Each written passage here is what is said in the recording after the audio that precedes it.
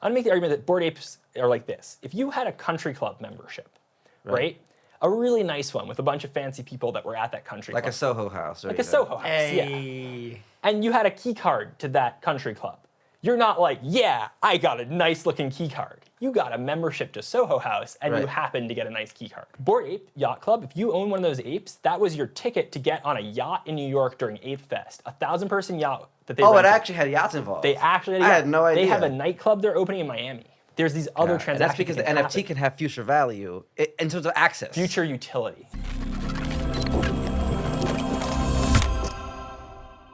What's up, everybody? My name is Brazil, and welcome to my podcast. Today, we have two very special guests, one of which has been a best friend of mine for well over 10 years. When I first met him, he was a pro skater, and we had dreams of taking over the industry, of making TV show pilots, of one day moving to LA or New York and making something of ourselves. And I've seen him grow so much through all the years, all the way to being on TV, having his own show on Netflix, now blowing up on TikTok. And he's here with his boy Spencer, who are launching a project together that's really, really interesting in the NFT space. Spencer comes from the VC world, and he's bringing this partnership with Nick that's going to not only introduce their NFT project, but I think open a lot of doors for other people that want to do NFTs. And in general, I want to understand more about this, and I need to redo this whole intro because I didn't say your name. Oh, it's fine. Just do the lower third. The reason that I'm having them on this podcast, well, first of all, let me just read that intro. No, it was really good. I can do that again. I can was say good, it just man. like that. It was I like great. the way, you know what, then let me, I've never had to redo a single one. It's just that I've never had two people. So then I went right into introducing you, and I was going to flow into it because I said your name, and then I didn't say your name. Oh, shit. Dude, I think it was good, man. You thought that was good? Yeah, I really did. Well, my boy's name is Nick Uhas. There we go. Just cut that in, man. That's all you need. That's all you need. I wanted to make it special for you guys. Yeah, there you go. Man. Thanks, I'm really man. excited for Appreciate you. that. Thanks. No, so this is my boy. His name is Nick Uhas. Have a lot of love for him. Seriously, he's been a brother of mine for many years. We used to live together in Chicago. He let me stay on his couch in New York. We've jumped out of planes together, been through a lot.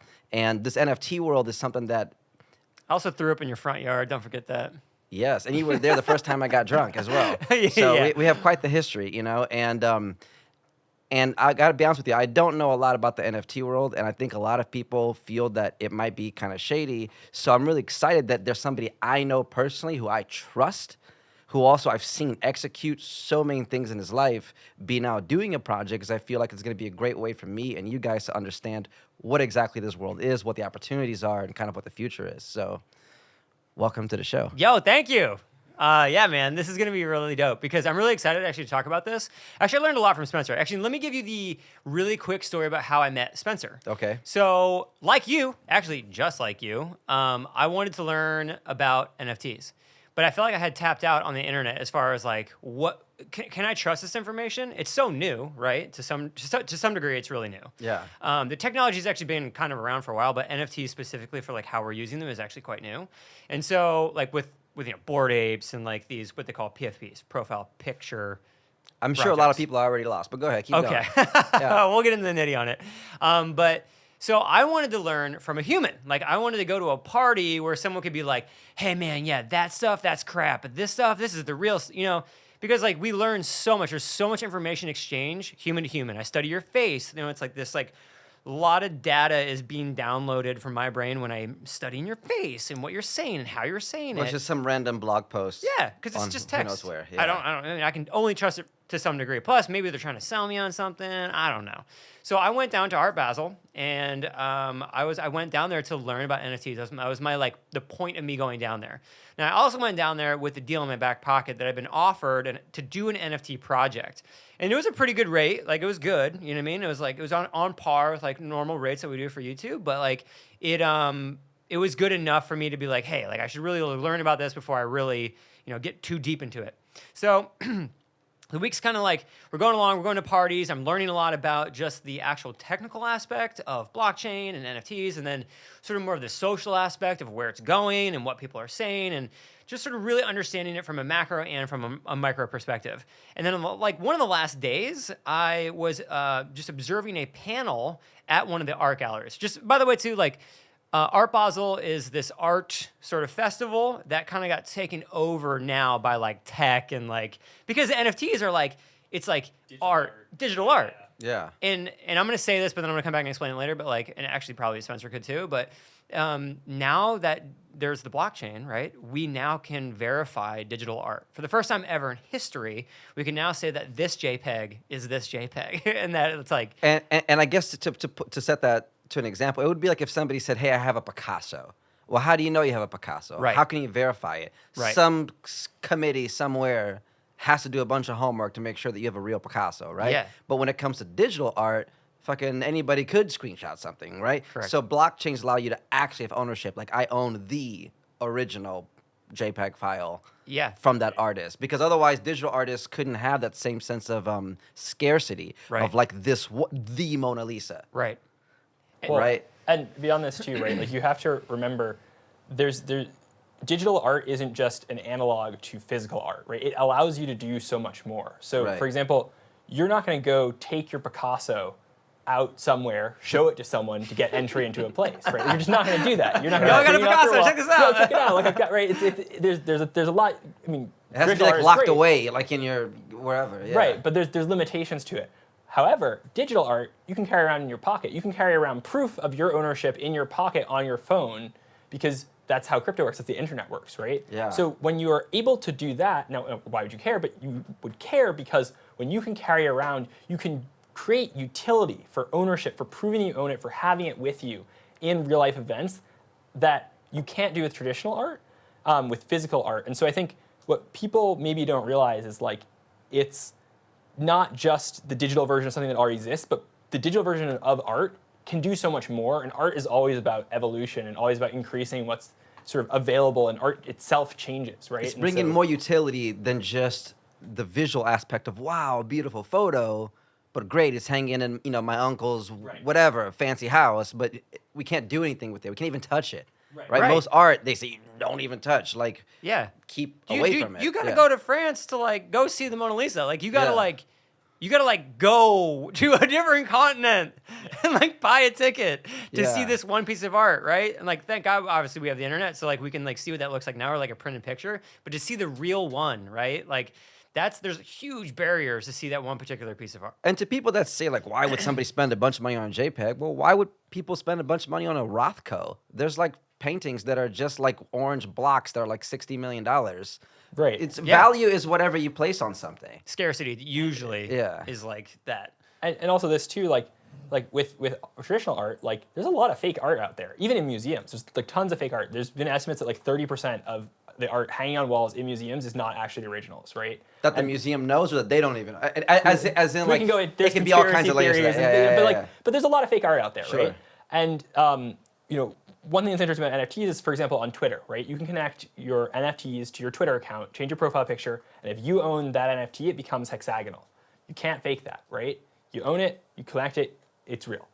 Right. You walk into someone's house, they say they've got a Basquiat on the wall. Maybe it's a Basquiat, maybe it's not. So there's a lot. Maybe of they different even things. think it's real, but it's not. Yeah. Exactly. Like Henry maybe the guy who Morris, sold for it to them example? thought like you don't know because who's gonna check? Oh, well, his ink bleeds this way. It's like they just trust in that person. Right, You right. could just be making up Yeah. how to make sure it's a real and, bank. and the thing too, Banksy. I think people mistake this as well. Is like, you can make fake NFTs. You can right click save a JPEG on the internet. But the thing is, like, if you right click save it, it's not the original one. And with NFTs, you can see who created the original, like who is the creator of the Bored Apes, for example. Like you can see the wallet that made it, and did that NFT originate in that wallet? It's really easy to track this stuff. So sure, there's fakes out there, but it's not like hard to tell which is fake and which is real, because you can go and everything's public on the blockchain. Isn't there something like that for cars, like a Carfax or something, where you can see all the previous owners? Yes. Right? Oh, this car was in an accident that killed somebody or whatever. So Like you this could is- find that out if you're buying a used car. This is actually a right? great analogy of like specifically NFTs is the VIN number of a car.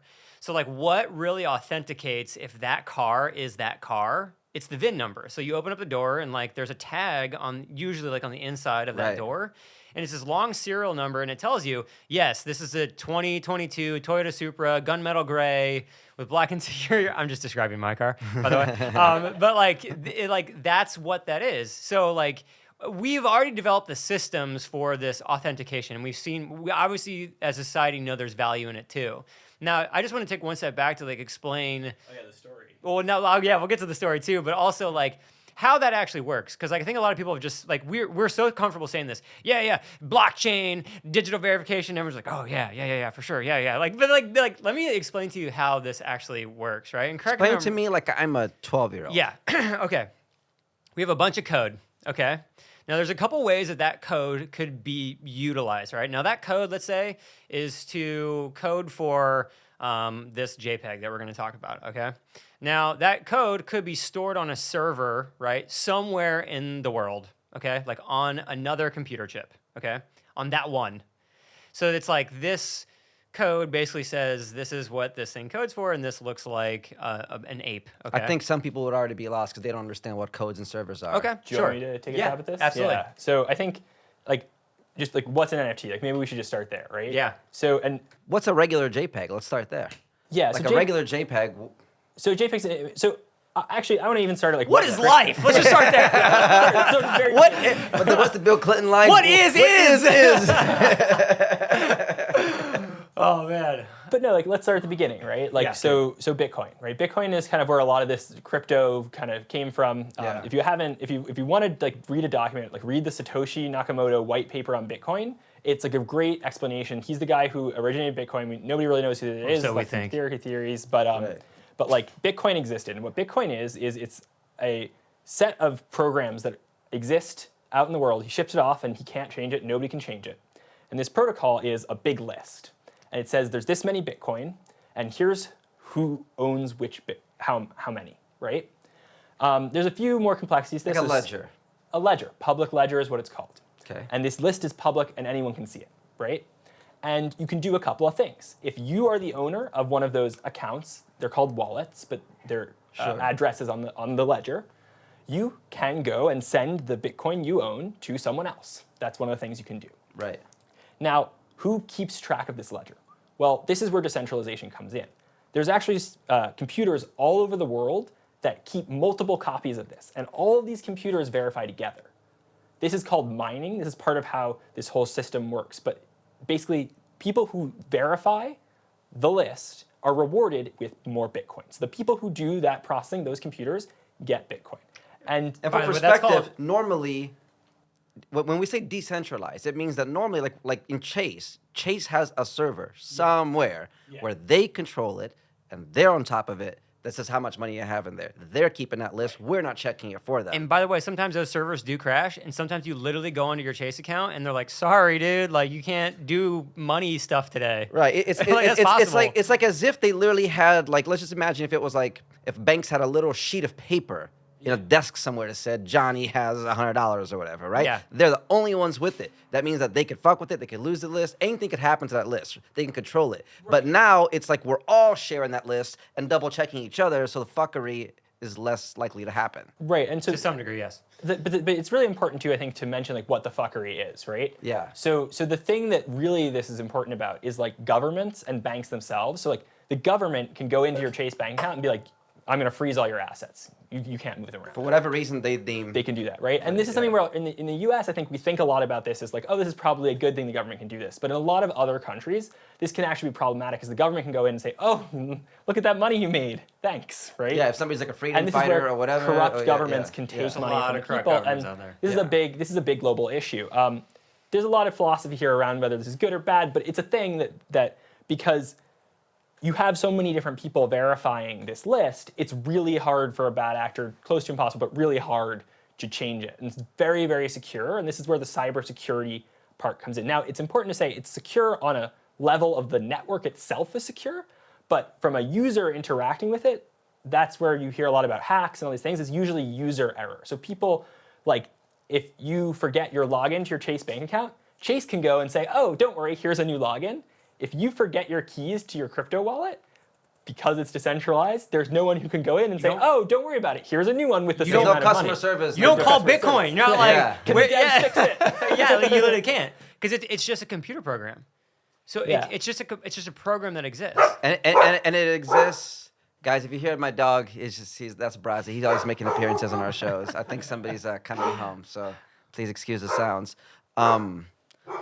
What were you just saying? Right Oh, before that? you cannot call. There's no customer service. No customer service. You There's can't no, call it's a, Bitcoin. It's a computer program, and that's why, ironically, also, if you've heard this in the news, people are like, shut it down, like stop doing that, and you're like what? Like you can't do that. And this is also like an existential like risk to countries. Is like countries are very infrequently in a position, like even the internet, right? Like countries can like control access to the internet within their borders pretty well, but like a lot of the reason that countries are kind of slow to approach crypto is because like they could make regulation around it, but it's kind of hard to enforce, especially when you can run to other countries that have maybe more favorable regulation. So if you see, for example, like Thailand has really good crypto regulation because they want people to come there. And if the government can't just take down the network, right? So this is a really important thing.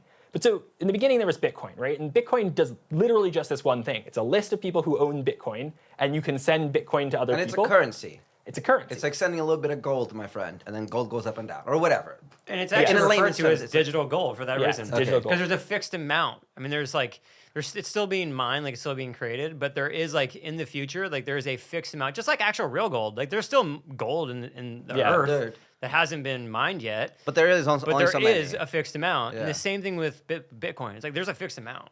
Yeah. So anyway, so we have Bitcoin. So hopefully that's a decent enough explanation of what Bitcoin is. Can I just explain one thing that really made it click for Yeah, me go as for far as like how this whole process works? Yeah. And it's about just like how exactly like blockchain technology works, like even that concept. So it's like normal, like hear me out here, just follow this. With the blockchain, right, you have this code that is written. So just imagine like 01011101, right? I think people that know what 01 is would already know this shit. Okay. I think we need to dumb it down even more. Okay, I'm about to. Where if people yeah. are aware of what 01 is, Sure. they're probably already on board. Say that there's a sentence, okay? And the sentence is like the dog jumps over the cat, okay? Right. Now imagine that this sentence is running through my hand, okay? And then once it goes to the other side of my hand, you can no longer see it, okay? Okay. That's how, let's say, some transactions would work. The dog, like it's moving, right, through my hand, and on this side, Okay. it no longer exists because you can't see it, okay? Okay. The way blockchain works is it takes that sentence and it curls it into a little ball and it lets it sit there. And then another sentence comes after that that says like the green tree, okay? Right. And this is just information, by the way. I'm just like, these sentences are just information. And then it's the blue wall, okay? And all that's sort of like stacked up, okay? And it's sitting at the bottom, it's like right here on my hand. Now, if I wanted to go, hey, what was that first sentence I said? Well, it's still there. I can just go back and look at it, okay? So that's the concept of blockchain, which is that the information just continues to stack and then it's stored somewhere else. So Okay, I'll be honest with you. I get that. And I totally get that. I think people who don't get it are like, what the fuck does that have So- to do with me? And why should I buy an NFT? Like, what is the utility of it? Like, So- like you can buy shit with Bitcoin. Yeah. Right?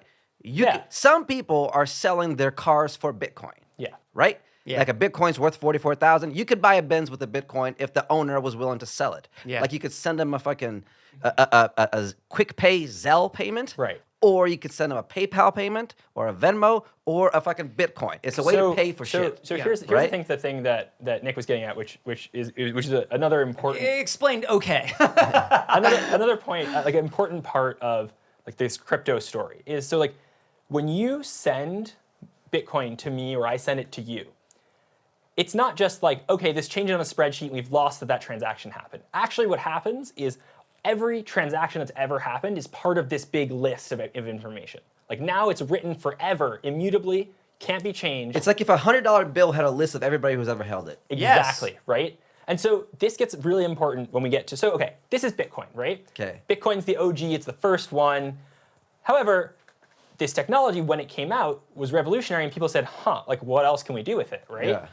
And so the next really big important project is Ethereum, right? And so Ethereum is very similar to Bitcoin. It does all the things that Bitcoin does. It's a big list. And this list includes how many people own, how much Ethereum you mine. It's very, very similar. However, what's interesting about Ethereum specifically is that you can write other things onto that list besides just ownership of Ethereum. And so NFTs are writing on the blockchain immutably forever ownership and transfers of ownership. So not just for a coin, but for a picture or a movie or a song or whatever. the fuck. But most importantly, it's a specific picture created by a specific other account, right? Right. So It's almost like a stock in a company, kind of. Like an Exactly. NFT. Like if I'm gonna buy your NFT, it's like, in layman's terms, like I'm buying like if I'm buying Tesla stock, there's only so much Tesla stock, and the value of Tesla goes up and down, right? I could lose all my money if Tesla goes under, or I could make a bunch of money if it goes up, right? It's a storehold of wealth and it goes up, right? So if I buy an NFT, if I buy a Bored Ape, it could go up in value. Same way owning Tesla stock. Yes, ish. So from a layman's, from like a, from a layman's basic perspective, utility yeah. perspective. I don't want to say yes to this Okay. for a very specific reason. Okay, why? So promise of future value is what defines a security, and thus far these are collectibles, not securities, right? So what I want to say That's a good distinction. it's a really important legal distinction. There's a lot of more regulation that will come, but I want to approach it from this angle of like, okay, so like, why would you care?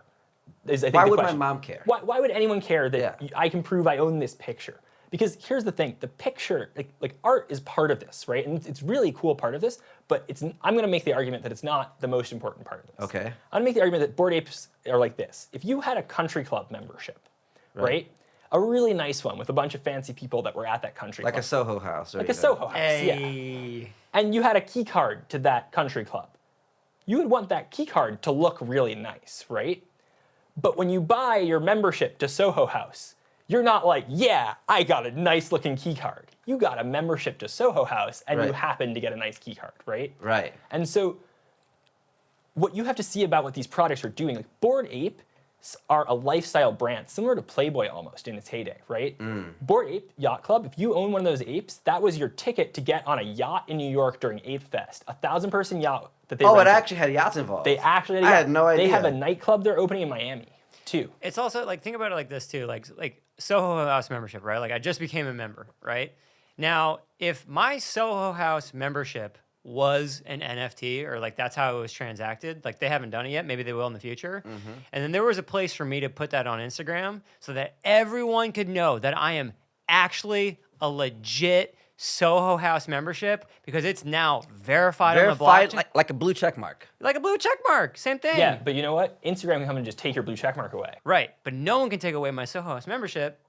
If it was an On the NFT that got it. Yeah, I mean, someone could take it away. could, They could take it away from Soho, me. yeah. But like, But if it was an NFT that you owned in your wallet, then yeah, it's in your wallet. It's mine. Like yeah. So like you can see how like now we're sort of creeping into this utility conversation, right? Which is like what you asked earlier, like in the top of this, which was like, what's the point of these things? It's because we live in such a hyper digital world that we need something to actually verify all this stuff that's true. Like, look, how many times have you seen people like on Instagram that like, oh, I've got a Lamborghini. Well, it's like, did you rent it? Or Is they it just your sit in front of it and take yeah, a fake photo? yeah. Is this yours? Well, hey, look, if it were really yours, okay, and there was a Lamborghini NFT that you basically get when you buy your Lamborghini, and now there's a place for you to put it on Instagram, you damn well know that people are going to put that on there, because now it verifies I own this Lamborghini and I have a Soho House membership. So let's put it in the context of things that people already do in the real world without NFTs, where Yes. an NFT would be better. Like, let's say, like I went to Yeezys. Yeezys. I went to some of the most amazing Kanye concerts back Right. in the day. Yeah. Yeah. And I went there, right? Yeah. But I don't still have the fucking ticket. Right. And Yeah. it was just a little stub from Ticketmaster. Yeah. But if that ticket was a really cool, uniquely designed thing Yeah. that said, no, I was there at that. Like people who went to Yes. see So- Sinatra. Like, how do you know they really went to see it? They're So- just telling you. Right. But they could prove it with an NFT. So, but Yeah. I'm going to make an argument too that it's so much more than that too, because like let's say you're Kanye, right? Yeah. And you could see who had a ticket. So let's say the ticket was an NFT, right? Yeah. The knowledge of who had it's not just who attended, because like if you own the NFT, it doesn't mean you went, because maybe someone sent it later, right? Because you can send NFTs to someone else, right? Right. But if you're Kanye, you can say, look, after the event, everyone still has this NFT in their wallet, right? How do I use that information? What do I do with that? Now I'm going to release special merchandise. Only people who hold the NFT can buy it. Now what's important about that Or is that albums. or albums, future utility, right? Now what's important about that concept is, let's say I went to the event, I got my Kanye NFT, I had my ticket, and you know what? I wanted to sell it to someone who maybe didn't go to the event, couldn't make it, right? I couldn't make it to the event. I'm going to go buy someone else's NFT. I get the future utility of being in that ecosystem without having to have been there for the concert. But there's these other And transactions. that's because the that NFT happen. can have future value in terms of access. Future utility. Future utility. Yeah. Like an old Ticketmaster stub of a Kanye concert won't give me shit today. Right? Right. Yeah. But if it was an NFT, it might put me in the list to be the first one to get the new Yeezys or whatever. Yeah. And right? there's a huge incentive for Kanye to do as much as he can to make that NFT like continue to have utility, continue to provide for the people who hold it, because he's rewarding his fan base. Like you get to participate in the success. And what's huge about this too is like traditionally, like let's say you're a consumer of someone's content, you're a fan, you knew about a band before they went big, right? Cool. Great. But let's say you had their original NFT tickets for when they were small, and they hook up the homies and provide future, they're giving stuff. So when they get big, there's a good chance that NFT maybe goes up in value, but also that it has greater utility. So you knowing and supporting and being an active part of their ecosystem builds the value of your NFT. And so what suddenly happened is, oh shit, everyone who is in their audience now has a huge incentive to help build that community, to participate, to bring more people into it. It's like if somebody had a first edition, I know it's problematic, Harry Potter book or whatever. But first, how people say, I have the first edition of that book release, but it doesn't give them anything new afterwards. Yeah. Right. It'd be like if they had the first edition released, they can see the rough draft of the new book, whatever, like or early access Or to have it. access to buy whatever the new utility thing. the creator wants to give, Yeah. right? Right. So it seems to me like this is a system that is going to allow things to happen. Kind of like when we went from having no electricity to electricity or no internet to internet, right? Like it's nice that we have the internet. People do a lot of crazy bad shit on the internet. People also do a lot of good shit on the internet. It doesn't mean the internet's bad. Right. Internet's a tool. Yeah. People can use it. So it sounds like NFT is an amazing new tool. That's it's a And perfect people way might of be looking at it. confusing the fact that like, oh, somebody stabbed me with a hammer, so hammers are bad. It's like, yeah, you can build a table with that hammer too. So people might be conflating like a somebody who shysted them on an NFT project and think that NFT technologies is a problem. But really the technology is great. Yeah. It's that person's one project that might have been bullshit or whatever. So yes, but we must acknowledge when talking about NFTs and crypto and blockchain that there is a thing in this space that because we have this thing where it's really hard for governments to kind of take down projects, it's like there's a lot of anonymity in the space very often, right? And so we call them rug pulls. Like there's a lot of bad actors in the space, and it's something you should acknowledge. Anyone who wants to get into this space, do some homework, learn about it, because there's very, very sophisticated people who prey on people who don't know what they're doing. There's great stuff going on in this space. There's amazing stuff going on in this space, but part of entering this space is looking, understanding, and having people who you really trust help guide you, because it's not rocket science to avoid those bad projects, those people who are just looking to, they'll make a bunch of promises, it'll do this, that, and this, and they'll just run off with the money. Like that is a function of the space, and it's actually like a very integral part of the space because of how this technology works, right? So I think it's just really important that I don't want to just talk. I mean, again, NFT tech. I work in NFTs. Like NFT technology is great. However, there is this dark side to it that we really do need to acknowledge and talk about. So, so I'm a little bit older, right? And so, like, I was around before the internet came out. So, like, when the internet came out, right, and there was dial-up, my parents told me straight up, never buy anything on the internet. You are not, like, if you put your credit card on the internet, like, you're gonna, like, go broke. Like, everyone's gonna steal your money. Like, you are gonna be done. So, like, think about like that. Like, it was a new technology. There were bad actors, right? People were doing scams on Internet 1.0. And so people for a long time were very scared about buying stuff on the internet and sharing financial information on the internet. Now, like, think about, like, where we are now, right? Like, everybody uses Amazon. They're buying stuff. They're Uber Eats. Like, it's like, imagine not buying stuff on the internet. Like, I don't even know where you would buy stuff. Like, so it's like, you can see a store? Like, what? So, like, you think about it and it's like, okay, well, we've gone through this evolution once, right? And so I think that's why there's a lot of excitement around NFT technology in general, is because we've already gone through these waves and history repeats itself. So we're looking at this again going like, hey, like, wow, we're following the same tracks. Like, there are bad actors. Same thing. Like, Yeah. it's going to evolve though in time. And so I think that's another really exciting thing about it, which is that if you understand the technology, this is kind of like a new gold rush, right? It's like, hey, like there's this new thing. You can do all this new stuff. And if you're an entrepreneur and you have some good ideas, like you could use this new technology to go do some cool new stuff. Yeah, and so let's break it down between consumer and creator, right? Because there's the two parts of that, right? Like, so let's talk about from the consumer standpoint. Why would somebody want to start buying NFTs just as a pure consumer? Like, if they have no idea, if they're still like, okay, so right now, is it going to be more so? It sounds to me like it would be to join a fan club of somebody that they're already a fan of, who now is launching utility. Like, if somebody loves Steve Aoki and he's doing NFTs, they would want to do it because they're fans of him, right? Like, that would be maybe a reason to go in. Another reason might be is buying to make money a primary reason? And the answer is yes. Like, a lot of people are in this, like, it is impossible to ignore what's gone on in the space. It's, I want to say unprecedented, but it's pretty intense in terms of, like, if you look at, for example, Bored Apes minted at, like, a couple $100, and now they're a couple $100,000, right? Like, So this is a crazy in like. So let's 12 just stop right there. months. So that means that if somebody was studying the game and bought a Bored Ape, last year for a couple $100, they would now be sitting on a couple $100,000 that they could, if they wanted to, transfer that right over to their Chase account and then buy a house. Like, Yeah. So or a Lamborghini. whatever. So not only that, whatever. so you have your ape. The ape itself went from, like, I think they're right around 107 ETH right now, and ETH is like $3,500. So they're around like 350 grand a pop. The ape itself. If you held that ape, you got airdropped is what they call it, but it's basically if you have a list of everyone who owns an NFT, you can send them another NFT on top of it. A lot of projects do this to sort of build out. Like, if you have, let's say, there's originally 10,000 apes, right? Right.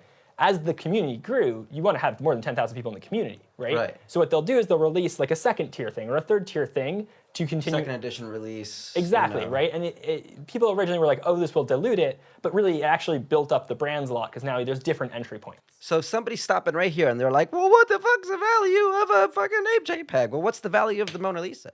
Well, just a picture of some, it's like, what's the value of any art, But- right? but- It's like, I'm just saying, I'm just trying to imagine the shit talkers right now. I'm Right, so- imagining somebody already being like, why the fuck do I care? Well, why would you buy, what's the utility of gold? Do you use gold to cut your food? Like, if the shit's valuable and it can go up, it's valuable. Well, but it's I think closest Yeah. to like a Gucci, a Supreme, Yeah. an Off-White. Dolce and Gabbana. Yeah. Like that's what it's closer It's to. a belt, but you paid $2,000 for it. Like, Right. like again, Yeah, it's a good point. flex on the internet. Like it's very hard to rationalize. Like, we talked about, okay, so there's the yacht, there's the nightclub, but like it's very hard to rationalize $350,000 Right. to go on a yacht. Like, that doesn't make it. Like, that's Yeah. not what's going on here, right? Like, it's part of it, but like, let's talk about some of the other stuff that happened. So they sent like the mutant apes. So first they sent the dogs. Everyone got a Bored Ape. Bored Ape Kennel Club is what they called it. Then they sent every ape holder also got a mutant ape. And then recently they've released Ape Coin, and every holder got proportionate to how much they hold these other coins. So you have got other things that got sent to you because you held the original one, right? And so as this project grew and grew and grew, you got kind of rewarded for being part of it and continuing to be part of it. So that's a really big thing in the space, and I think this was the mechanism too, because the early days of the ape. So I got my ape at 2.8 ETH, like back in the day, and I remember what was going on then. It's much different than it was now. It was like all these people. It was like 10,000, 5,000, 4,000 holders, and everyone was like, oh, like who can we bring in to get one? Like, who's the coolest person? And I remember when. Some rappers started getting them, and they started posting. They had, oh, now we're at this level of the country club has gotten to like this level, right? And then and this is how specifically the apes grew, but it grew into a brand. Then they started selling merchandise, right? And the merchandise started reselling well, and it became its own. Like, they were launching a brand, right? Yeah. And here's the really cool thing about what the apes did is when you own a Bored Ape, you actually own the IP rights to that ape for the period of time you hold it. So you can intellectual sell property rights. So you shirt. can make derivatives. So you can make a shirt, put your ape on it. You can make a brand. Oh, Right? now is that specific to the Bored Apes project or every NFT? So this is a thing that a lot of NFTs have because off of the success of the Bored Apes, there's been other. So Cool Cats also have this. So that means that But not everything has this. I'm This is not just a- legally allowed to make a Nike shirt and sell it at stores Right. because I don't have a licensing deal with Nike or Right. Disney or whatever, right? But if I own this Bored Ape NFT, I can make a hoodie with it all day and slang it. Well, but here's the crazy thing too, right? So we're gonna go. So yes, but we're gonna go a level higher, right? Okay. So like, check this out, which is that. So let's say I say, okay, cool. Look at all these people who have apes, and by the way, like, who holds a like $50,000-$100,000 JPEG on the internet? Like, kind of an interesting set of people. Right. That's a whole separate conversation. But like, Right. like, okay, so there's this big community. It's in the sort of zeitgeist of the world right now. Like, people are talking about them, right? Yeah. Like, I as a brand wanna involve myself in that. What do? Maybe I go buy 10 apes and I make a Netflix show about it, right? Maybe I go buy 7 apes and then those 7 apes I put on clothing. Adidas bought an ape, right? Adidas bought an ape and then made their own merchandise with their ape, right? They made their own NFT with their ape, right? Like, this is how they entered the space. You saw Nike, so another like type of Because utility. like if Nike wants to sign Michael Jordan, he has to say yes, you can use my likeness on these shoes. Right. But if they just buy this NFT, then they already have the rights. Yeah, they can do whatever they want with this. And so we've also seen individuals build the brand of their single asset on the internet, right? So like, I use a cool cat as my profile picture. That's my cool cat. Like, my brand, I tie to that cool cat. Right. That's who I am on the internet, right? You are a cool like, cat. But like, this is who I am, and like, it's just cool to see how. Because I mean, the truth is, you asked like, why?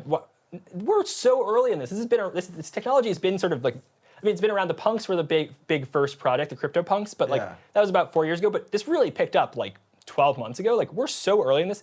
The question, what's clear is like, people behave in really cool ways around this technology. The question is like, what do we do? Like, how do we do? What's the coolest thing we can do? And every day, people are coming out with new, different ways of approaching it, right? Like, Same thing with the internet. Like, think about Internet 1.0. It's like, what's a new cool thing we're gonna do this? A dating app. That'll never work. Who's gonna meet someone on the internet through the, like, who's gonna date someone that they met on the internet? Or get picked up in a car by a stranger. Yeah. Just hop in the back of a Through random the Camry. internet. Yeah. Yeah, like, I mean, Or buy random products, right? That like through your credit card, like that would seem so Yeah. mysterious, like 1.0. yeah. Internet 1.0. yeah, it's evolved. So there's always going to be a level of skepticism. And I really, I think people need to separate the skepticism of a project versus the technology. Yeah, that's Yeah. a good place. Yeah, because, and Spencer said it, and he's really like driven home. It's like, look, there are bad actors out there, right? Like, I actually, when I first got into the space, like, you like way more advanced. Like, I learned a lot from Spencer, but like, when I first came into the space, there was this like total rug pull project, and I had no clue what was going on. They're like, join my Discord. I didn't even know what Discord was, and I was like, all right, tight. Like, got into it, and I was like, oh, this looks like there's a lot of people in here. You know what I mean? Like, I was falling for all the bait, basically, that, like, Yeah. I thought I was like, oh, this is going to be a big, you know, oh, like, because I was doing this thing, like kind. Oh, it's a animal. This is an animal. That has lasers coming out of its eyes. Like, yeah, that sounds about right. Like, I'm gonna be rich, dude. And then I actually couldn't figure out the functionality of how to connect my wallet, so I couldn't buy it. Thank goodness. But this is such a common story. But that was my first here's, product. this is where Yeah, like, I haven't set up my wallet yet. I own some crypto, but I don't own any NFTs. Like my Meta You should wallet. do it Meta- just through the experience of owning something on the internet. Yeah. It's a weird emotional experience that once you do it, you'll totally get it. Like the first thing that you own on the internet, you're like, that's mine, and it's digital. It clicks. It all clicks. yeah. Well, but here's the thing: is Yeah. like the concept of owning stuff on the internet is not new, right? Like domain names. Have you guys seen how much domain I names own sell some for? URLs, yeah, You yeah. own some URLs, right? Yeah. Like, why do you own URLs? They're assets. The things that can make money. Would with. you want to have like? I've sold actually a couple of them. Yeah, exactly, right? So why? So NFTs are confusing. Why? Yeah. It's the same thing. It's the same thing. Yeah. Digital ownership, right?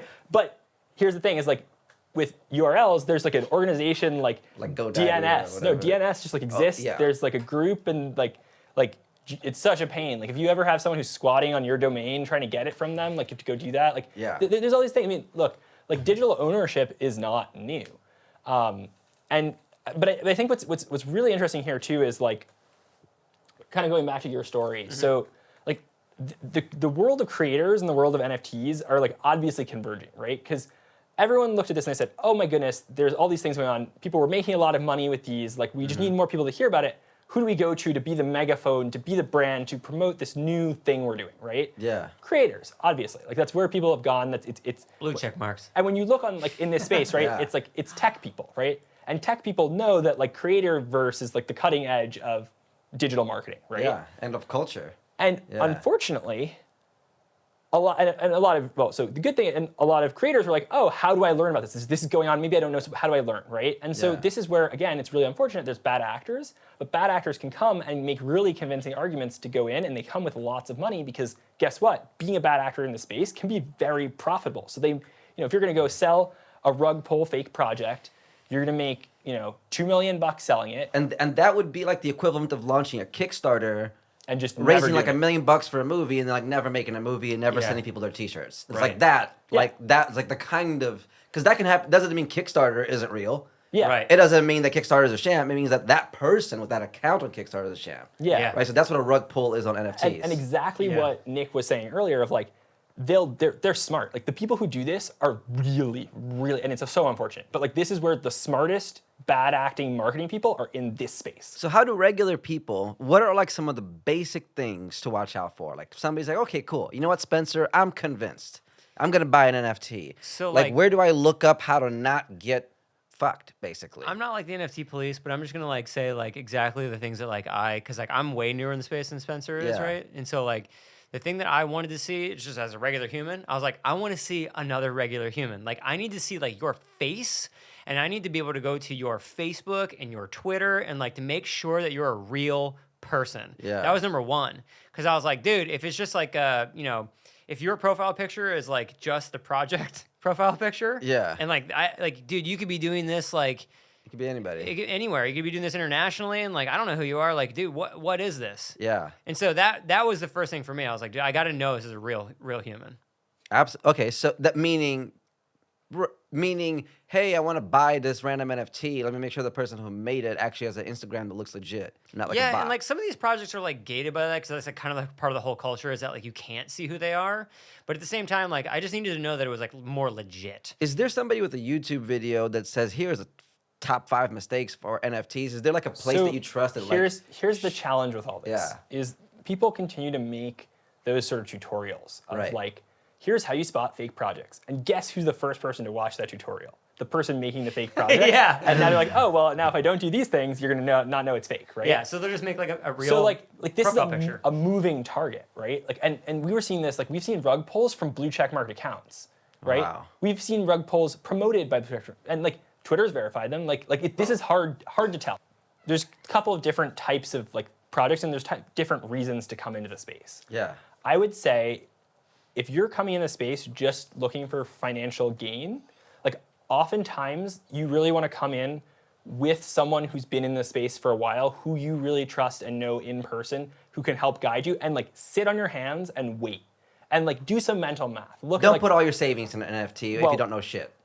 Don't put on your savings in your NFT anyway. This is a hugely volatile asset class. And there's also a chance that the SEC comes out tomorrow and screws everyone. They said everything's security. We're all like understanding that this is the highest risk asset you could possibly be putting money into, right? You should never be putting money into this that you can't afford to lose. Think of this like really early stage tech investing where you're tossing in to someone who gives you an idea on a napkin. It might be Google, it might be Enron. Not sure. Yeah.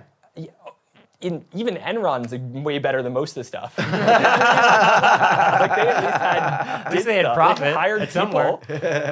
Anyway, but like I would say be very patient when you come into the space and like pretend that you would have minted that. Pretend you would have bought that and then feel what it would have felt like emotionally before you even go in and do it. Right? I think a much better reason to enter the space is if you have a creator, if you have someone or a brand or something that you really like that you've seen.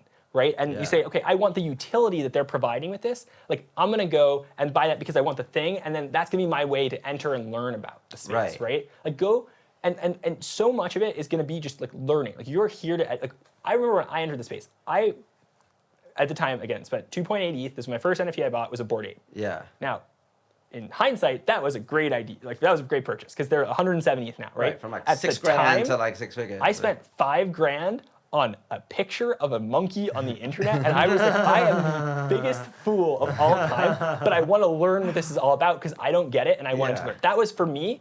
I'm in a place in my life where like $5 grand, I had essentially written that off. I was like, this is less than the cost of a college class. Right. This is gonna be my learning opportunity, right? Like I think that's a way to approach it. I would also say this: be much more hesitant for new projects. Look for projects that have been in the space, that have been executing, that are known. But it's challenging because the ones that are in the space that have been known that are doing well, like Bored Apes, like Cool Cats, like Clonex, like these other projects, like they're pretty expensive, right? Like Yeah, the floor they're really of all expensive. the projects, the cheapest project I mentioned right just now was Cool Cats, and I think that's a 9 ETH floor. ETH is at $3,500 US. Like that's a 30 grand. pretty expensive thing to start off with, right? So it sounds like in this early stages of it, most people should be approaching it from like an educational standpoint. Yeah. Like you said, for Educational. me, right? I should just get my wallet set up and just buy whatever. Yeah. Just So get one for like $100 NFT, just like, Yeah, hey, just to learn. just to Yep. see the experience of it. Yeah.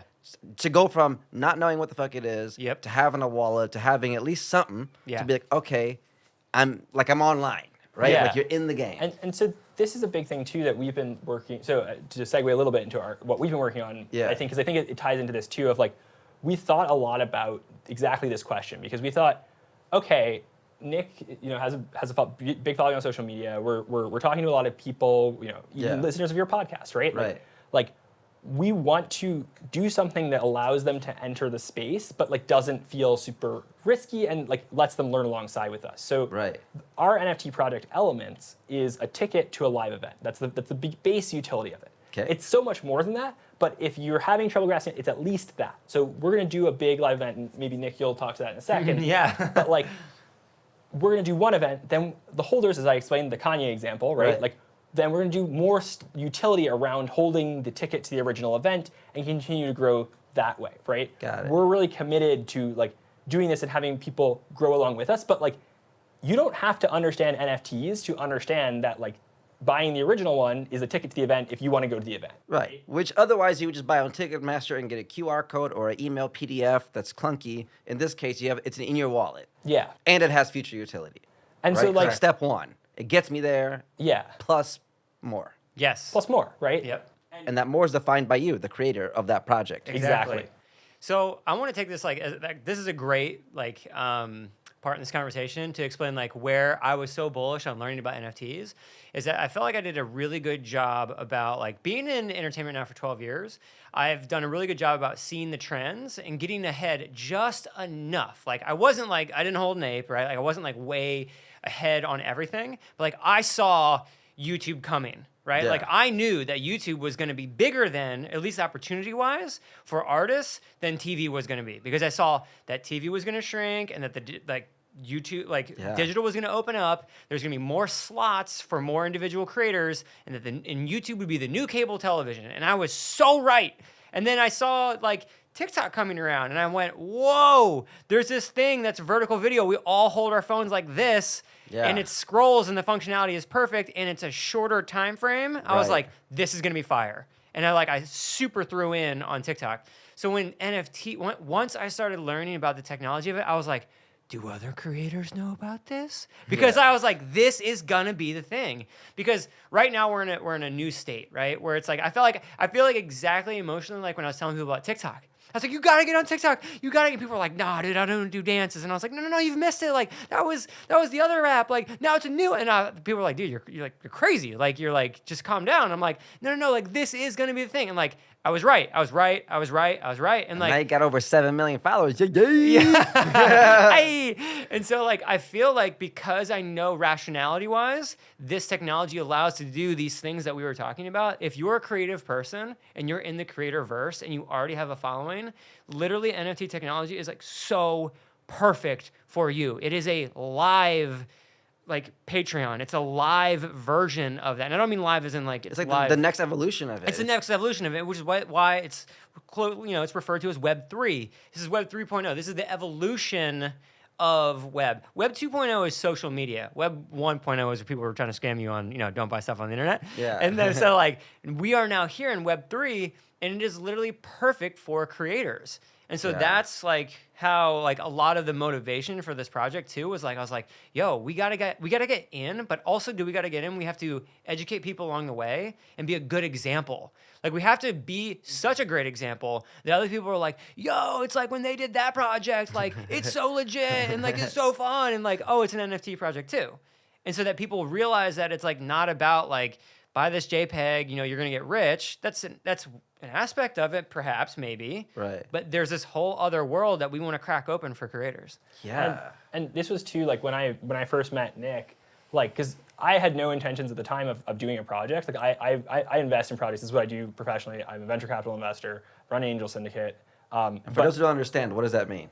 So what I do is I invest in really early stage tech companies. So I'm a partner at a fund in Chicago called Lofty Ventures. Okay. We do super early stage tech investing. We have we'll be the first check for people back of napkin. We have a really big focus on funding underfunded communities. So 70% of our portfolio is female or minority founded businesses. That's awesome. A lot of them are in Chicago, but we kind of go all over. And one of the reasons that I entered this space originally, NFTs, and why I was like, okay, I'm going to pay my $5,000 college course that I'm probably going to lose, was because I saw this sort of same thought process going on in a lot of the tech companies we're investing in, of like, how do we as a company, are we going to do something with this technology? Does this open doors? Like, how do we go into this space? And as someone who invests in these companies, I wanted to have a better answer, and I wanted to be able to talk to them intelligently. And then I saw also, like, I wanted to be able to make investments into this space in the founders. And like, we always invest founder first. And I think that's a big thing that I look at NFT projects is like, who are the founders? What are they doing? Like founder first investment. But so anyway, so I come from this world, and I remember we met at Art Basel. Yeah, I never even finished that You never story, by the finished way. the story. Yeah. But when I met Nick, he was talking, and he was like, I want to do this right. Like, help me do this right. Yeah. And I was like, look, I'll help you, but there's one really big condition, or there's a couple of big conditions. But one of the really big ones, we like the most profitable, and this is the unfortunate truth, right? The most profitable thing you can do in this space is be a bad actor. That is right, and this is a huge issue. It's why a lot of people kind of fall into it by accident, because they look and they say, NFTs, money, money, money, money. People are making so much money. I want to go make money, right? And if you go with that approach, you very quickly end up doing things that is, I am taking money from my audience. I am just like, here, thank you, in my pocket, run away. Like right? stealing a Kickstarter fund or whatever. Yeah, or like, here's a bunch of pictures, like nice, like buy, like I'm not really building a project around it. Like, and that's the worst. That sucks, because what the most upsetting part about that is like all those people, that might have been their first entrance into the space. And now that's the taste that's left in their mouths. Yeah, so now it's changing their experience with NFTs in general. Yeah. Now they're like, oh my goodness. And this is why I think a lot of people have a really negative impression, and deservedly so, because of how a lot of the space has treated them. So I said, we have to always, whenever we face a trade-off that is going to be between like making more money or doing right by the community, we have to always do right by the community and like just leave the money on the table. Like that like has to be the case. And Nick was like, of course. And I was like, and the other thing is like, we have to be thinking, and you have to be thinking, but like we have to be thinking on like a 5 to 10 year time horizon, where like we are building something that is going to continue to happen regardless of the market conditions. Because this is the other thing, like crypto is very volatile. It goes up a lot, it goes down a lot. On like January 1st, the price of Ethereum went from $4,800 to $2,000. Imagine the dollar going, like, oh, this is worth $1, now it's worth 50 cents. And so like, that's so volatile. that's hard to like. Crypto just does this. This is like a part of crypto, right? Right. And so like in the course of building this project, like probably the value of the asset we create will go up and down, and we just have to keep building around it regardless of what that happens, right? Like it can't be like, oh, it went down. You have to believe in the value that you're creating for your community. Correct. Right. Exactly. The utility that you're providing, because if you keep doing that, there should be a continuous flow of value back and forth. And this is a perfect match for creators, because like think about this, like you spend your whole career building this this audience, right? And then you do branded content against that audience. You treat them right. Like you don't just like throw in like nasty branded content that they're not gonna like or whatever. But, like you create content too that they're gonna like. You've built this relationship over years. Like what are you gonna do? Like throw them a bunch of JPEGs and then take their money and then say peace? Like dude, that would be the worst thing ever for your community. So that's why I think the creator overlap.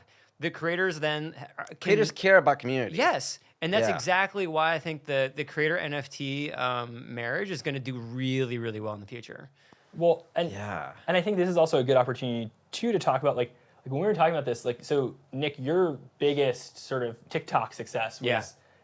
I'll Please do. Share your so Nick created the most watched video of 2019 on TikTok, which is 266 million views. Holy shit! That's Portability. So for reference, there are 330 million people in the United States. That's 2/3 of America. Wow. Right? And it's him doing Incredible, this bro. science experiment called elephant toothpaste in David Dobr's backyard. Yep.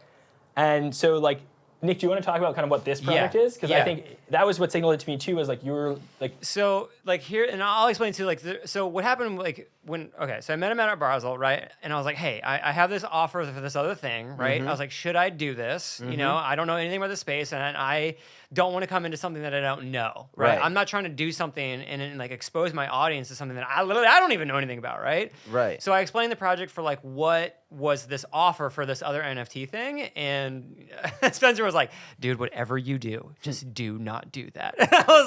And I was like, all right, bro, it's a deal. But then if that's the case, then like, what should I do? You know what I mean? Like, and then this then spawned this conversation, which was completely impromptu. Because like literally my expectation going into this conversation with Spencer was like, okay, well, here's how you're going to want to do it. You're going to want to do this, this, and this, and this. And then like, you're going to take their money and it's going to be great. And it's going to be this great. And then no, he like literally like deflated my balloon immediately. And I was like, shit, this is going to be so much more work.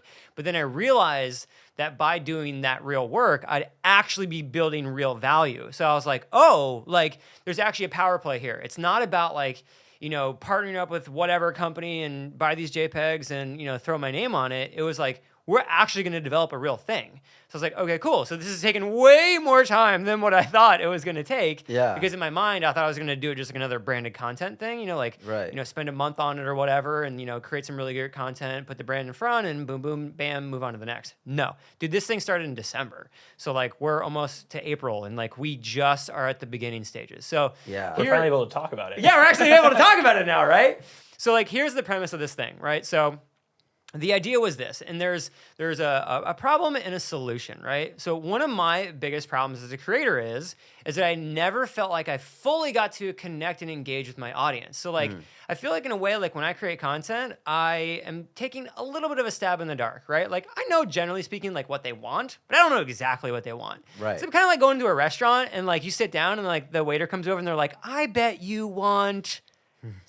you know, I'm just gonna surprise you, and you come out and you just give him spaghetti, right? Right. He's like, actually, I really wanted a steak, and you're like, well, too bad. That's all you know. I don't even eat spaghetti. Yeah. So I'd be like, well, I got you steak. Yeah. Well, that's kind of like Web 2.0. Like that's YouTube in a nutshell. You're just like constantly guessing. You're like, well, I bet you'd like this, and they're like, actually, I don't. But you already spent all that effort. You cooked all the food, right? And so it's kind of like wasteful, actually.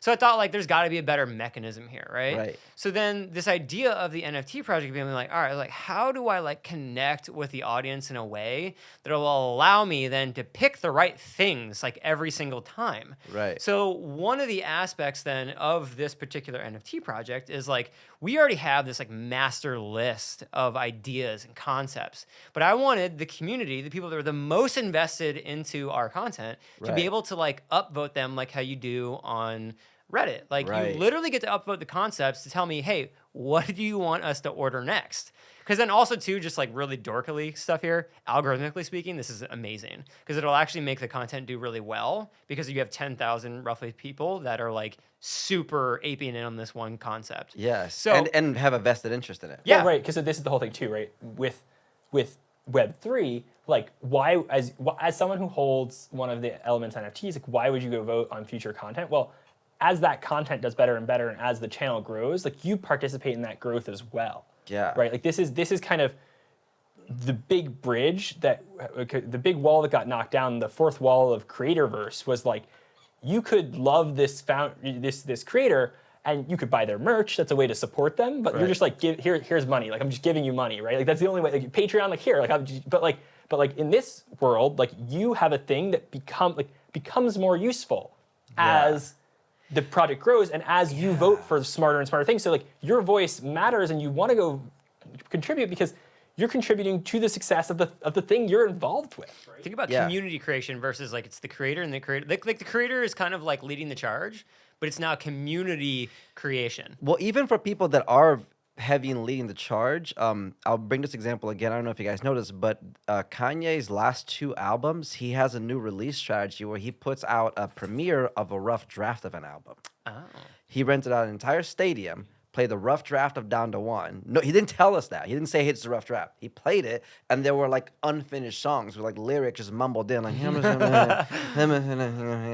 and people were like, what? And like a week later, he had another premiere, and the songs were a little better. And they're like, things were changing. And it wasn't an NFT, but I'm saying even from just people that are just creating without NFTs, that needed to want to have the audience involved. Yes. People were voting on Reddit like, hey, no, we like that version better with The Weeknd. And and they were like tweaking songs. And they were like, so now the final version of his album had the audience involvement. People were there to see the process of it. And that's without even owning it. Imagine if you could own a piece of that original album and like get to actually upvote. Your participation is ownership in that. Yeah. And so like that's like it's a really good example. That's like the clunky ass like Web 2.0 version. Right. Imagine it's just more curated and it's just more like served up, right? So it's like the function It's of connected all the way. yeah. Right. It's just And more efficient. Yeah. And Nick, do you want to talk about? So we mentioned there's a live event. We mentioned there's this upvoting, but like, what is the big? I mean, So like, we should probably touch on this. Yeah, for sure. This is the thing that's really driving it, right? So we got to this thing. It was like, okay, all these functions are really cool and all that kind of stuff, right? But it's like, how do we really get this thing out there, right? So it was like we're thinking about all these different mechanisms, and I was like, dude, what's the one thing that like I like slam dunked? It's like, oh, this one video, which is this like this elephant toothpaste experiment that we did with David Dobrik. It was crazy viral. Yeah. And the thing that what happens the most when I show that video to people say like a couple things. One, how'd you clean it up? Which I'll get into at a whole different time. But number two is like, oh my gosh, like that'd be so cool. When you do it, can I be a part of it next time? And then people are telling me this like in real life. Like, hey, when you do that, like, can I come to the next one? Yeah. And like, I never, ever, ever thought of these experiments like a live event. Like live events. Like, oh yeah, dude, you could just show up. And then I started thinking about it, and I was like, because actually, I would want to come too. Yes! That sounds really fun. I'm not gonna lie. yeah. And when you're talking about like here, you're talking about people like you're probably talking about like other influencers, other people who, because so one of the things that's I think cool about your content is science is really good for collaboration, right? Yes. You get to work with a lot. You've worked with Jason Derulo, you've worked with all these big names, right? But it's because like science brings people together because there's this little kid in everyone that kind of loves science, right? And so show me the thing, blow it up. And so when it started, we were like, okay, well maybe we'll do something where we get a bunch of creators together. Yeah. But then we were like, well, this is all about community and the audience. So let's just get the community together. Yeah. Like, why don't we do that? Yeah, like why are we so focused on like bringing like, because this is a normal thought process, right? You're like, I want this project to be big. Well, how do I do that? I collect a bunch of creators, right? I get a bunch of people with big followings to be in my project. Exactly. Right? That's like always how people think, right? And it's like that's a good way of thinking because that does work, right? But it's like the whole point of this thing is actually to bring together the people that are most invested into it, the community of these new people that hold these NFTs, right?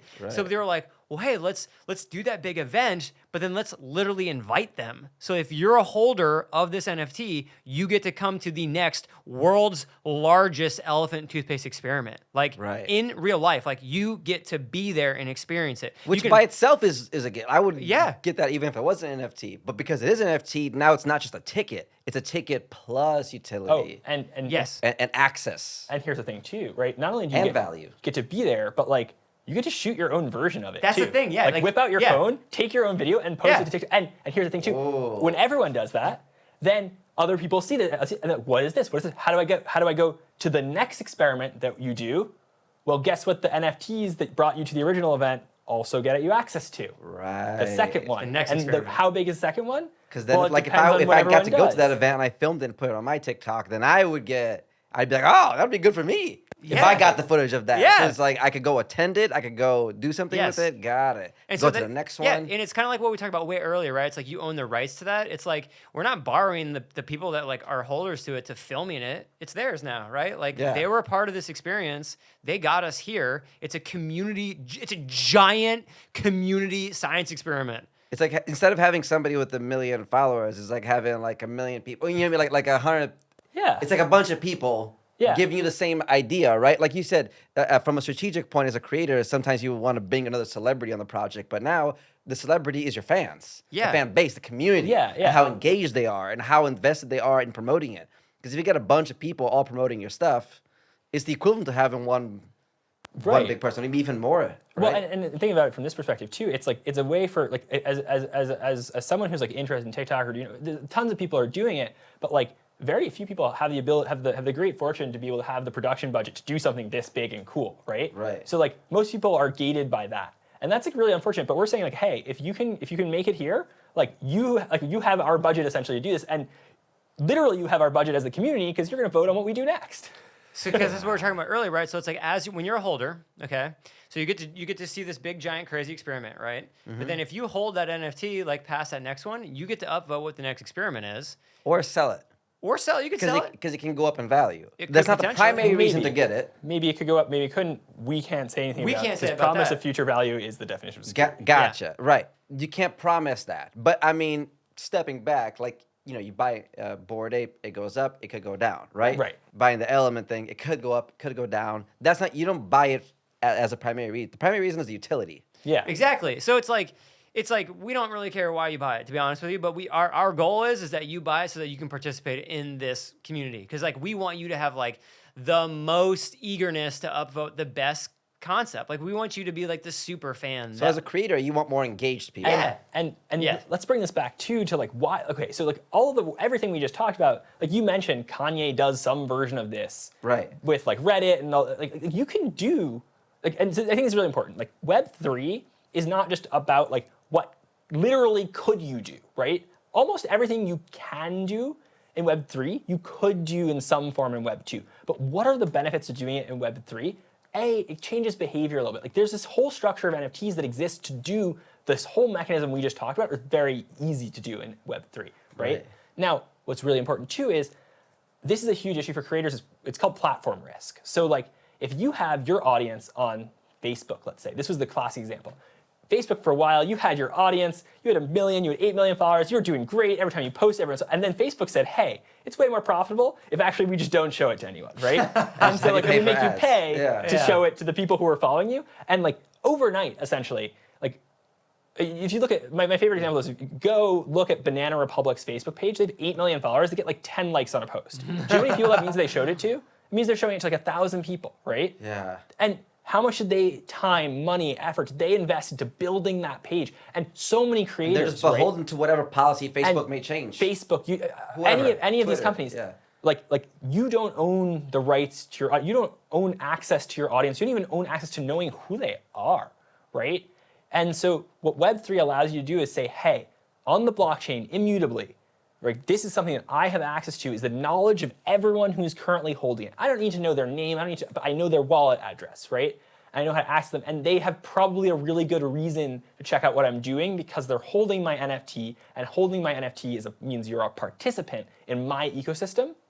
Now, it's important to say here, like, there's nothing that forces Nick and I to continue providing, like, we're going to continue providing value, but like Web3 doesn't like pull us along to make us continue providing value. So that's where like this is an off-platform thing. But like there's a huge, there's no reason not to. Like we're in this for the long run because we want to build, we see a vision like 5-10 years out from now where this is the preeminent thing. And what we want to do is not only create, one thing, one time. It's not this one experiment. The experiment is how we're kicking it off, but like we want to be an example of how you can do this correctly as a creator. And because science is so collaborative, we want to say, hey, come do it with us, with other creators. Come watch us do this. And then if you want to do it right, and if you want to adhere to the principles that I laid out to Nick that we agreed on, which is like the trade-off between making more money and doing better for the community, you always have to go better for the community. If you're on board with that, like come do it with us and come do it with our community, right? So we also recognize like people likely are going to come, to the event. They might not even know what an NFT is, then they don't need to, right? But like, you can go purchase the NFT. The NFT is a ticket. That's all you need to understand, right? But I invite you, once you're holding it, go learn some more about it. Like, let this be your entry point to it. Like, imagine if you were early in the internet. Like, Yes. what if you were early into the URL game? You know what I mean? Yeah. And you bought like whatever, like Food.com. Colorado.com. Yeah, whatever. Yeah, it's like if you were early on TikTok or anything, right? I think all the time we always miss out. Like, I should have gotten on that. And I really can't, I know I've said this like 100 times, but this is a technology revolution. Right. Yes. Right? And we're in the early stages of it. Like at the beginning of the internet, websites were shitty. Video playback. YouTube's first, launch was all 480 horrible quality. Now it's like crystal clear HD stuff, right? Yeah. And it's like it took years for YouTube to even get high quality, and it's like things will evolve. And I think for nothing else, if somebody's interested in winning in the technological world that we're in, as a participator or as a creator, they should start getting into NFTs. Right, and I want to make Right? this very Yeah. a very clear distinction here. So like, I don't want people to buy our project because they want to make money. Yeah, I that want- should not be the way They will- literally, like, that's not, don't do that. But I want people to come participate in the thing we're building, in the Yes. ecosystem and world we're building, because they want to learn. And like, this is the thing that I think people miss too. Like, the biggest value of being in this space right now is that you're learning and you're on the cutting edge. Right. How valuable to a future employer to like it's the joke in the space, right? Like, you go and you try and hire a developer with experience in the Right. space. The space didn't exist. Like, what do you mean experience? We need right? 3 years. Just like how every company now hires a social media manager, Yes. right? Like they hire somebody who's like, oh, I know TikTok. I'll handle that for you guys, at a smaller or big level. It'd be beneficial for anybody to know NFTs because it could also help them in their jobs. Yeah. Like, as this continues to grow, continue to be a bigger part of society, why not go learn about the thing that's got the fastest growth in the world right now? It's basically this. Like, come learn with us. Like, we're learning, we're building, we're seeing what the top products are doing. We're seeing kind of like what's happening, and everyone's evolving. And I think there's just this is an incredible opportunity to come, just like learn, participate, and make yourself a more valuable asset because you understand it, right? Like the most beautiful thing is to watch someone like go from I'm in learning mode to I understand mode to now I'm helping other people learn mode. Like, that's what you like, and like, I find this as something like a moral obligation for myself. Like, I am very fortunate to have made a lot of money in the space investing, right? And I find it, I think that to me means that I have a moral obligation to go back to people and say, hey, let me just teach you. I'm not trying to, like, it's not about getting money for me. It's not about any of that. I just want you to learn because someone taught me. Yeah, Right? well, because paying some it forward. people think that it's like a Ponzi scheme, right? That you And have some to of keep it bringing is. people in. But I Yeah. mean, so are a lot of things. You could say that about a lot of stuff. I really see the value in that, and I think we're so early in it that although this is a long-term business play for you guys, right now we can't even get there unless. We're going to get there eventually, but people need to be educated. Yeah. And the other thing too that I just want to add to this is like specifically within our project, right? Like the grander vision beyond even just people learning about NFTs and coming to this giant elephant toothpaste experiment Right. is that like the next step after this is like this. And I've talked to you about this. Is like I always wanted there to be like a physical location where you could drop by, come in, see what's happening. And so I always had this vision of like Rob Dyrdek's Fantasy Factory meets the Mythbusters. And it's called the Yes. Science Factory. So it's like a studio out here in LA. It's Yeah. like where we're operating, where we're doing our stuff. And then that's also where like that's sort of like ground zero for these science experiments, right? It's Yeah. like, hey, look, maybe not every single time we're gonna do the world's largest blah blah blah blah blah blah, but like maybe it's something really, really dope that you're really into. And like that just happens like the NFT that you hold, that gives you access to this particular experiment, or like you upvoted it and you've been sitting on it and you can't wait to come do it. You come out to this specific location, it's like open to the public, during these experiments. Because not every NFT has a physical thing. Right, not Most every- of them yeah, aren't. most But of you them guys are going to actually have Yeah. a place. People can come in and be like, Yes. yo, I'm an NFT holder. Yes. I'm coming to the Saturday show. And then too, or think about whatever. this. Like, Yeah. add another level of this. Let's say your favorite creator is, I don't know, Whatever. some dancer, right? Yeah. And we're doing a collaboration with that person for one of these next like experiments. Now it's like that we have a place now for that dancer and us to come together. Yeah. You can see that person, and then like our fan bases can basically like kind of be there together. Yeah. That's sort of this like grandiose concept of like, we've gotten to this concept of like everything happens so digital and I view it on YouTube. But like, hey man, wouldn't that be really dope if we could actually like do this all in a actual physical location Yes. as in real life? I know I would trust an NFT more if I knew there was a physical space Yeah. to go to. Yeah. And so that's kind of the idea. Yeah. Another thing is just sort of like, is that we're analyzing all these different areas where we want to melt back where there can be maybe distrust in NFTs, but also like where that marries our grand vision anyways, just as a production company and as a creator. And So- like, so that's let me where ask they you- come together. So let me ask you straight up, and because we're getting closer to the end of this, just be straight up. what's in it for you, really, actually, for you doing this, like the legit, like, like I'm building a content company to make millions of dollars making really dope shit with my favorite creators so I can one day make a movie about Jay-Z. That's my intentions. That's pretty dope. That's why I'm here doing all this, like straight up, you know what I mean? Why are you doing this? When the community is stronger, then I personally will be stronger. And I think that this is the next evolution in that. And that's it. It's really simple. And from a business standpoint, is this going to be your main business now? This is just my life. I mean, this has already been my life in Web 2.0. So this is the evolution of what it looks like in Web 3. Right. And so I'm just looking at going, hey, you know what? You can't change this. This is what's going to happen. This is what is happening. So like I'm adapting now what my life is for the career evolution as we go into Web 3. Got it. So you basically, sounds to me like you understand that this is the future. Yep. You are a content creator. You are a business owner. Yep. Right? You're a strategic guy. Yeah. Right? And you're seeing the future in this, and you're also seeing the future in it from having real value, not just being like, Right. It's like, no, it actually has intrinsic value to do good by your community. Correct. Right? Like Yeah. it's not just a fairy tale, because a lot of times capitalism gets a bad rap. I'm a capitalist, but I think a lot of times it gets a bad rap for being so like cutthroat, you know what I mean? Yeah. And I feel like this is capitalism 2.0 almost, because the consumers can also win. You can make great value for the consumer, and then they can make value out of the product. Like most people don't make second-hand money unless they're like garage sailors or something. Like if I buy a couch, I'm not seeing it as an investment. I just got a couch that I may or may not sell one day. But if they buy an NFT, it doesn't mean that the couch people are evil, right? Like, why do people make couches? To make money.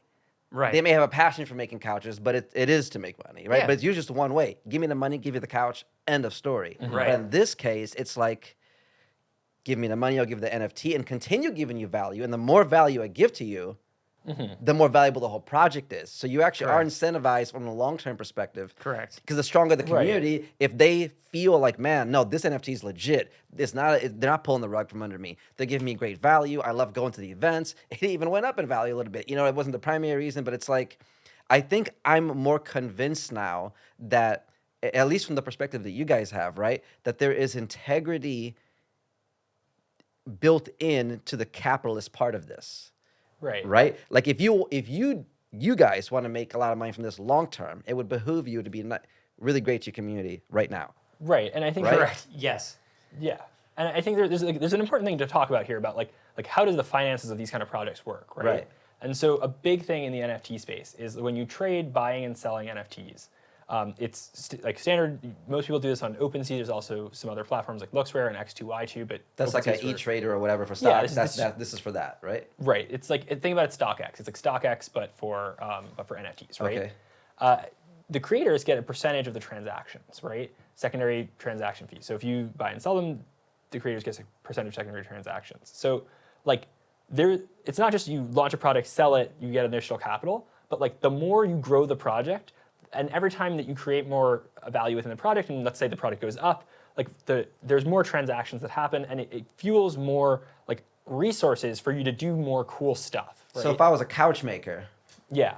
and I sold the couch once and that person resold it, I don't get any of that second reselling Correct. money. Well, so think Right. about this from an artist perspective. This is actually like a huge issue for most traditional artists. If I'm an artist and I become really successful later in my career, what's the most valuable thing? My original works, which I probably sold for next to nothing. For like $100 or something, Right. I and now sold it for could be worth a $100, bunch. and then yeah. someone resells it for $1 million, right? You know don't how much get I any get? of that. I don't get jack shit, right? I think that's the biggest part right there. People should understand. Yeah, From a people- creator standpoint. Yeah. Creators don't get to participate in their own success. Say it again. Creators don't get to participate in their own success, and they Hallelujah. and think about it this way: if you're a YouTube creator and you have a video that goes viral later in your career, something you made earlier, like you didn't get to change the promotion at the end of it or something. Like there's all these things, but in this world, like the incentives for creators and the incentives for audience are the same, and that's what's powerful, right? Is like as the product gets more successful, the people who are in the ecosystem who are holders realize more success. The creators realize more success, and the project gets more resources to do things together. Because remember, this money and the way that we're setting up this project, like it's not like we just get paid out all the money, right? It goes into a pool which we then use to do more of these projects. It funds it. It funds the the future initial thing. sale of the NFT funds the production of the promise of the utility. Yeah, exactly. Yeah. And That's it's kind of not how it a- works. and it's And not then a what one-off. defines a good, a shyster from like a good NFT creator is that a shyster would just take that money and run Right. and not fulfill the promises of giving them tickets. There is no event. Right. There is no warehouse or And see, whatever. right? here's why And I you- think. Oh, go ahead. So you guys are building also the reputation of saying, hey, Yes. we're actually delivering this value. And here's why I think also too, and like I covered this a bit, but I think this is why creators and NFTs will like in like 5 years from now, people will be like, oh my god, like, do you remember when like they were like not doing NFT stuff? Because like imagine a creator rug pulling their audience. That's literally the day that their career ends. Like Yeah. if you rug pull your audience, dude, you're done. Like unsubscribe, unfollow, no more brand content. Like you're toast. So you would Yeah. never treat your audience that way. Yeah. They are your livelihood. Right. So like, of course they're gonna like not rug pull them, right? Like, and I can't speak for everyone in the future, but I'm saying like that there's no incentive really for a true creator to mistreat their audience because that's everything that they have really as a creator. Like Yeah. that's what's really making it like Oh, go. and this is why you were saying that it's one of the things to do is to look at somebody's social media. Like if there is a social media account Yeah, attached how to much are any they creator, risking? like are Yes. they real? Kind of like if you're about to go date somebody on Tinder and they have an Instagram profile, you check it out. If they Yeah. only have 3 photos and no friends, you're like, who the fuck is this person? But- You wouldn't go on that date, Yeah, right? and again, with all this said, like there are still people who, and it blows my mind almost, and it's so sad to see happen. Yeah. But there are people who knowingly or unknowingly do this, even though, as we just said, there's not a huge incentive to do it. Like there's so much better upside if you're really in this for the long game. Right. Like it's so much better in so many ways. But like the sad truth is A, sometimes people don't see it. B, sometimes people are misled. Like this is a confusing space.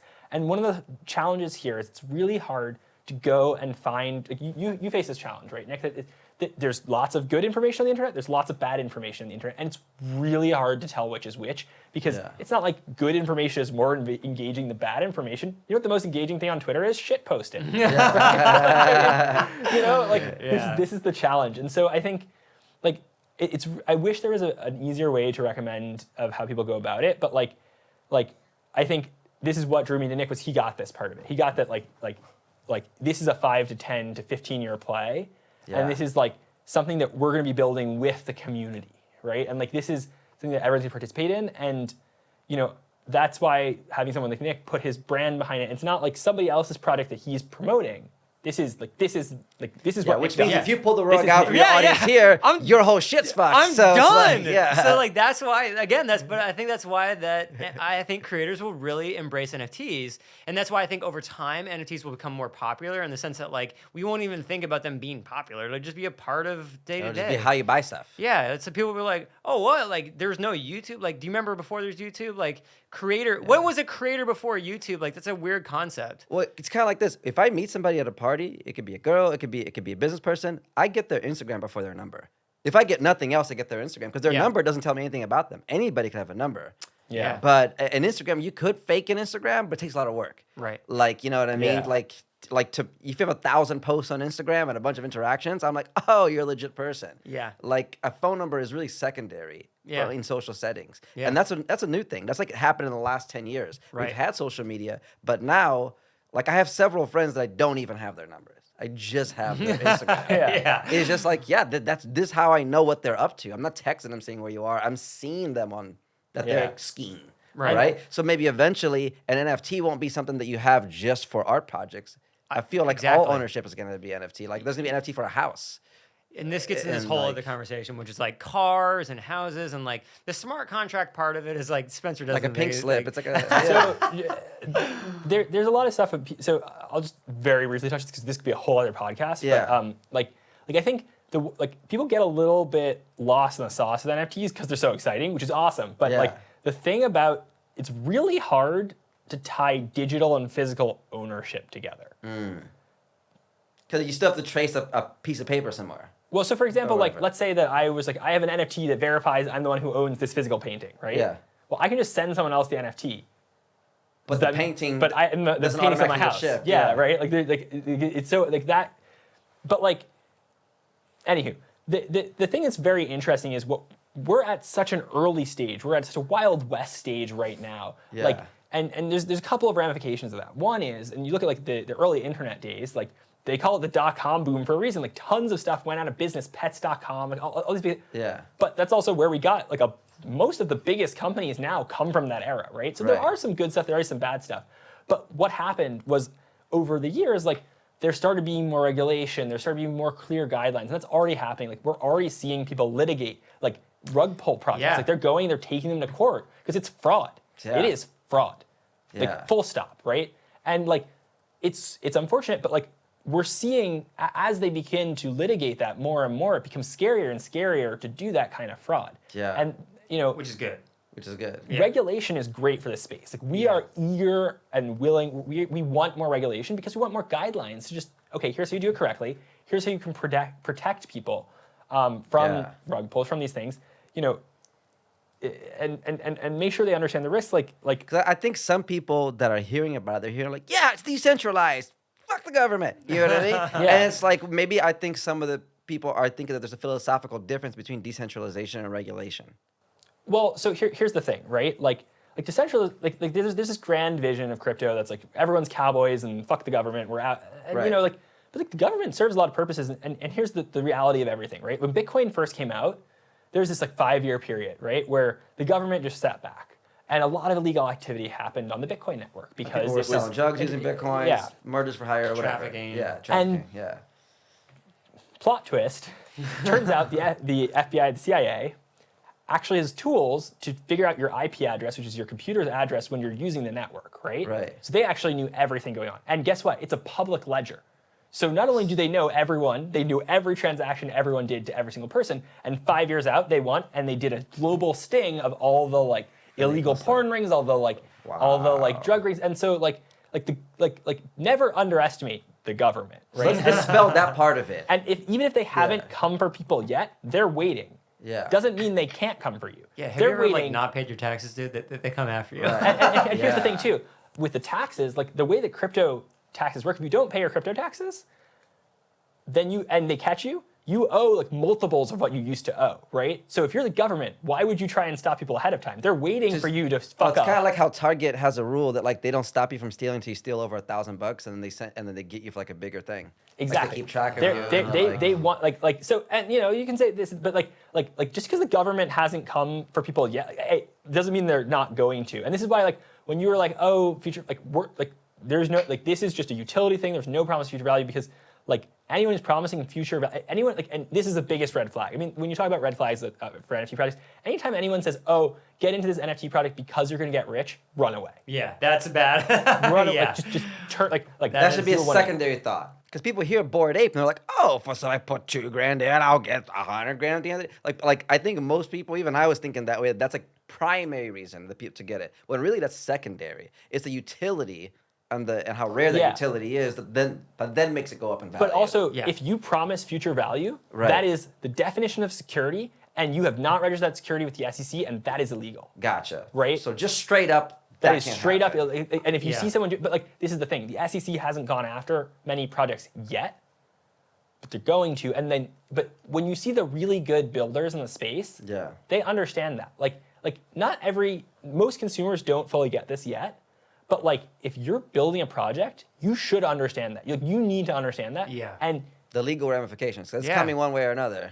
Yeah. and you know, like you can see who's maybe like more shady based on like most people, even if they're doing the illegal stuff, they understand usually that it's illegal, right? Yeah. And so like you can I don't want to say you can tell, but like these are the signals to look for. Yeah. And I'll say this too, like I've participated in rug pulls. I'm a professional full-time investor. This is what I do. I research this stuff all day. This is all and like I'm wrong sometimes. Like this Yeah. is like don't go in thinking that you're better than the market, especially in a market like this. Like this is a really, really confusing, complicated, weird thing. Like never put any money you can't lose into this space. Like be really careful and participating in it is great and it's a good thing to start doing early. Investing in it, like there's no reason not to wait till more regulation. I mean, I think a lot of people don't Yeah. feel the FOMO. You don't need to ape in. Like this is highly volatile.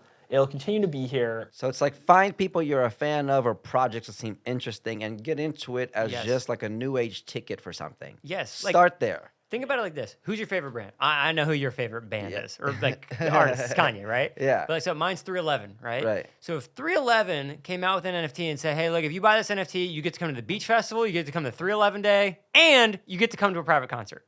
I would be like, yo, I don't care how much this thing costs. Like 10 ETH, I'm in. Because the utility is something you care Oh about. my God, I love that so much. Like, I would do anything for that. Like, I wouldn't even care. I would pay whatever that thing is because, like, I am a super fan of 311. Yes. So, like, that's how I would want people to, like, come into the space is, like, think about, like, what you're already a super fan of and then, like, come in it for the utility equation because, like, you know, for example, you love science, you want to see some crazy science stuff, like you want to see this crazy video that you saw on the internet in person and like participate in that, and the next one's like, Yeah. if that's the angle in, then like, yes, come on to our project. Like, and if Yeah. your favorite band or whatever, like come in it that way. But I think coming in it to the way of like strictly like, I'm gonna make money, I'm gonna flip these or whatever. I think, look, I'm not going to tell you, you know, what to do, but I just think that's a poor evolution of the space. And so that's just not what I want to encourage people And it's to not do. the primary reason to do it, right? No. Because it's like, I think what's good though is that from a consumer behavior standpoint, we're already in the mode of supporting independent people. Like I pay for some people's Patreons that are just like random YouTubers that do reaction. That for whatever reason, I'm just like, you know what, I like you. Here's $6 a month. I want to see the unedited clip of you watching. Yeah, I never thought I'd be do into Star it. Wars. Yeah, like whatever it is. But I am. Yeah. I literally will watch the same thing from like 10 different reactors because it feels like I'm like I'm already used to like supporting independent projects that I like. Yeah. But there's not a lot I get from it other than just seeing like the unedited clip on Patreon or whatever. Right. And NFT is like a way better version of that. Correct. Now let me ask you, because I know we don't got a lot more time. Like if I made an NFT and one of the utilities was they get to see an exclusive video, is there a way to send a file like that? Do they all get like on Patreon, you all get this private Vimeo link or whatever, right? If one of the utilities was you get to hear the unreleased version of the song, is there a mechanism through the blockchain by which they all get an MP3? So there's a couple of things here. Or whatever? So yeah, so there's a few things. So one is you can airdrop them. So airdrop is when you send a file to someone, right? But not Apple AirDrop, blockchain AirDrop. Blockchain airdrop, right? Okay. But Yeah. it's pretty similar actually. So like basically what an airdrop is you, because it's public record, can see everyone who holds your NFT. And you can then send everyone who holds your NFT a new NFT, right? And you could send them an NFT because NFTs don't just have to be pictures. They can be music. There's music NFTs. There's all this, they could be videos, Got it. all this other stuff. And they right? all get it. They don't have to accept it. They just get it. Is They it like a get it. MailChimp thing? Like I send You everybody can my send mail it. list? So here's the little asterisk here is like somebody needs to pay what's called gas fees. So when you write something on the Ethereum blockchain, you have to pay the network to securely write that in stone forever, right? For people who don't know, that means that there are literal computers in somebody's room somewhere plugged into the wall outlet, and that has electricity costs. Like that. Yeah. Essentially, right? So the network, to secure it, right? We talked about this a little bit earlier, has a lot of people who say this is the list of who owns what, and you basically need to pay the people who do that to continue doing that. Yeah, right? and a part of that fee, like, literally is some electricity that goes to, like, running the computer. Like, there's a cost for this thing. You Like know? this computer could be running it for people. It's like Correct. it could be like a million people with laptops. So I'm just trying to make it Yeah. simple for people to understand. Yeah. Yeah. Like the shit works because a bunch of people are collaborating. Right. So sometimes so we're getting a little technical here, but Yeah. like you could pay for the airdrop, or the holders could claim it and pay the fee for it. There's different ways that different people do this. Now, to your original question, the thing is, remember the blockchain is public, so everyone in the entire world could then see that video if you just sent it to them. So this is not a great, but however.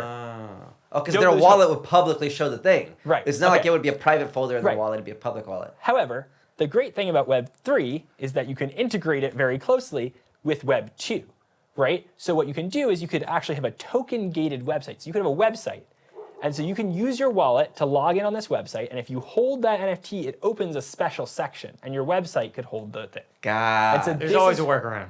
And this is where it is. And so if you see what is really cool about, so in Web 2, this is a really interesting point. So in Web 2, what did everyone do to log in? Log in with Facebook, log in with Google, right? What did Google and Facebook do? They take the information of all the sites you've logged into and they sell it. They sell it for ads, they sell it for nefarious purposes we've learned via Right. like, all the different stuff, right? So this is a huge like monster of Web 2, is that literally logging into things is how they get your data all across the entire world, right? Wow. Yeah. So in Web 3, you have single sign-on. The standard is to have sign-on with your wallet to websites, right? And what this allows it to do is the website itself isn't doing the sign-on mechanism. You're using the token in your wallet to connect. So rather than that connection being through a Facebook or a Google, it's through the Ethereum network. It's like a fob. Like in this apartment building, Yeah. if you want to get to the pool, you got to have a fob as a resident. Even if you come in as a guest, you might sneak your way through the security guard, but you can't make it into the pool of my apartment building unless you have a fob. Right. And this meta wallet Yeah, so most people is like use that fob MetaMask. to get the MetaMask, right? It's like a fob to get into this private part of a website. Yeah. Right. Like for example, Now, on Kanye's site, you can't listen to his new album unless you bought his new digital physical stamp player for $200. Of which I bought you, by the way. Huh? I bought you that. Oh, nice. I'll have two now. Okay, cool. Yeah, I bought you a Donda. I just got sent to my old New York Did City. you really? I did, yeah. Did you actually? Oh, Yeah. dude, I It's thought you were actually just- joking. No, shit. I actually did, yeah. Oh, dude. It's just my chilling in guy. New York, though. It's at this girl's house who just picked it up for me. It's sent to my old address. Oh, no shit. Anyways, well, yeah. So like in his case, literally, it's not even on Spotify or iTunes. You can only hear his new album Yeah. currently if you have an access. yeah, access. Yes, exactly. In his case, it's a physical thing. Yeah. But NFTs can be integrated in a digital way, which allows it to scale, right? Yeah. So if you have 10,000 people that own this NFT, those 10,000 people could access this new part of Yeah. your website. And Now, whatever. I also feel a little obligated here to say, Yeah. if you are new to the space and you get a wallet and you put some crypto in it and you get a MetaMask and you send it over from Coinbase and maybe you're trading some NFTs on OpenSea or whatever, be really, really careful Yeah. about what websites you connect your wallet to. This is, I think, a big part of the space that will evolve in the coming years. Yeah. Is like that's a lot of where actually people get their stuff stolen, is by Breaking connecting down. to weird websites. So like it's a cool thing. I think it will change. We're still kind of, again, we're so much in the first inning that like it's obviously going to get much better. And like always in this space, like bias, and if you get any like I don't know, don't do it. Yeah. Just don't do it, because the downside That's risk good is so big. advice. Yeah, right. If it's not legit, or you think it's not legit, then yeah, just And you know what? The thing about that too is like you should be really comfortable with missing stuff. Like I held the Bored Ape when they did the first merch drop. Right, I'm not wearing the first merch. This is the later one. Right. Right. And I just didn't buy it because I was like, is this the right website? I don't know, and I just didn't do it. You know, and those hoodies, they were like $90. They were selling for like $2,000 right now. And, you know, I missed it. Like whatever. And that's okay. I think people might let the FOMO get the best of them, and they'll Yeah. make irrational decisions. So, yeah. in short, my understanding here is that this is a game-changing technology. It is the future, right? But projects are still early. Most people don't even know what the fuck is going on. So, Yeah. part one of the mission is just let's get the crowd to understand. Hey, this is like telling people about YouTube before there was YouTube. Yeah. You have to tell, there's this website where Yeah. there's a bunch of like. videos. Like what? Right, you gotta get people on board, right? So Yeah. so that they understand the ecosystem. So I actually learned a lot in this conversation, right? Because now my understanding is that utility is number one function. Yes. Value is just like a byproduct of that. Correct. The better the utility, the better the community, then people place value on it, right? Right. Like Yeah. kind of like tickets to Coachella. Like I'm buying them late, so I'm buying them off of secondhand. So now I'm just whatever people want to sell them for. Yeah. Is what I'm going to get them for, right? There's only so many tickets for Coachella, Right. and if you bought them originally, now you get to just gas it up, right? Yep. But the function is going to Coachella. Correct. I'm not buying the ticket to flip it. I'm buying it to go see whoever Yeah. I'm seeing. Yeah. It so happens that I could also sell my ticket if I wanted to make a Right. like I could buy a Coachella ticket and never resell it to make a profit. I could buy it just Yeah, because I you want can to go. scalp it, but you want to go to Coachella. Right. Yeah. Right. Yeah. So I guess that would be a good way to look at this as well. Like, yeah, you could buy it to sell, but really, primary, you should buy the ticket because you want to go to the thing. Exactly. Right. Yeah. Like what rando buys Coachella tickets? Just like, yo, I'm gonna drive all the way to Palm Springs to scalp this. Like, I mean, maybe people do People that, but People like do that a lot. Okay, People do well, that a maybe a lot. lot of people do that. But most of the people that buy Coachella most people tickets- there are there to go see the actual event. Well, Right. The utility of it. Yeah. yeah. And I think, one thing too, like, so to a little Yeah. plug here, but like people want to learn more about our project and sort of check it out. It's called Elemints, Elimints. And elements.xyz is the website. We're also Dope. on, you can check us out on Twitter. If people want to come, we're trying to build this product, so that's a great kind of entry point. they sign up right now on the website if you want to kind of get in the loop about when we're launching them. But I really encourage people, check us out, do your diligence, check other projects out, find a community you vibe with. If it's us, that's great. If it's other people, that's awesome. Yeah. Like, but just go find your entry point, check it out, like, and hopefully, like, I hope people who listen to this podcast, like, they don't need to be convinced. They don't need to go, oh my goodness, NFT is the best. But just like, I hope it sparks someone's curiosity enough to want to at least learn more about it. And if you look at this and you say, oh, it's just like JPEGs, I just don't get why people would pay that much for like pictures on the internet. Like, that's not what it is. This is not, like, pictures on the internet is just the tool, and then everything that goes on behind it is the actual thing going on here. And if you can't, if you don't fully have a grasp of it, which you probably don't, most people don't, right? Like, that's a reason to go learn about it, right? Yeah, like, I'm flying to Chicago tomorrow, and my ticket is like a QR code on my United app. You know, it's like, I'm not buying the beauty of this ticket, I'm buying the flight. Exactly. But now with NFTs, the ticket also happens to be really cool. Yeah. And it's one of those And things. it has secondary value. Yeah. And so it's one of those things too where like you know, the joke is always like, oh, I right-click saved it, whatever, right? And like, that's funny, and it gets a lot of traction on the internet. Like, you know, what's the alpha strat on Twitter is shit posting, right? But like that's not really what's going on here. And like, I just hope a lot of people realize that. Because I think most people don't. I think No, they don't. This distinction that's made right here, or these distinctions from this interview, I think need to be made in so many people's minds, because they think it's a way to avoid paying taxes. It's a way to buy illegal shit. It's a way to make a bunch of money to pay off your house, and it's a way to own a JPEG. And it's like, no, it isn't those things. Those But are the things there's, that get good headlines, though. And I think that's actually why people see a lot of that, though, is because it's like, that makes headlines. But no one's like, an amazing value for NFT, where all people went and had a good time. Like, that's a terrible headline, right? Yeah, because So, like what you're telling, like, I actually legit do want to go to Elephant Toothpaste. You should. Like, that It's gonna be sick. sounds super fun. It's super sick. Yeah. it's gonna be crazy. It's going to be insane. By the way, so when is that happening, fam? So yeah. So like, we're at the end of March right now, Mm-hmm. right? Beginning of April, and so we're spending about the next like 6 weeks or so, like really getting the word out, and then we're gonna assess basically from that point forward, like where this should be. So we're gonna even tap into the community, like even in that point, to figure out like where exactly it's gonna be. We have a pretty good idea that it's gonna be either Los Angeles or Las Vegas. We're leaning toward Las Vegas because it's very close to Los Angeles. A lot of people live here. It's also really easy to do big events in Las Vegas. And so that's what we're leaning towards. Save money on that state tax too. That too. Playboy. And you can just do a lot more in that city than specifically, just because of literally like, this is such a really compact city. So you just don't have as much wiggle room. So there's a little more space out there. Is your NFT going to launch before the warehouse is built, or is it going to be launched to help build the warehouse? It's gonna be launched before the warehouse is Correct. is purchased as a group. So like, that's something that we're looking to do as we continue to do this. Yeah. And you know, just be very clear about what's now and what's later. Yeah.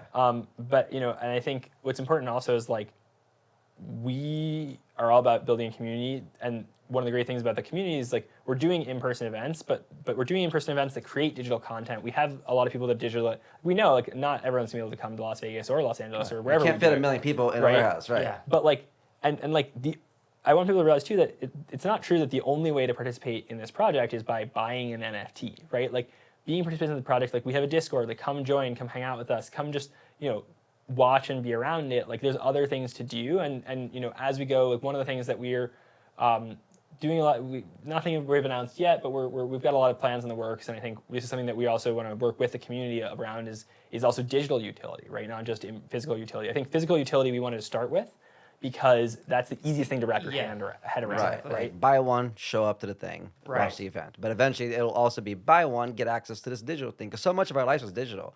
So much of the things we're excited about and our experiences are digital. Yeah. Yeah. And it's because you can do so much with NFT technology. It's like, well, why stop there? You know, it's like, look, we've gotten this far, so why not keep being creators with that exact same technology, with this project? So the Elements project is going to like continue to go on. So it's like the Elements project is like the next foreseeable future. Like, it's just going to keep going. And that's going to be the same thing, because it's a perfect marrying with the Science Factory, which is the business that I already have right now. Yeah. So it's like those two are inseparable, and like they got married when this started.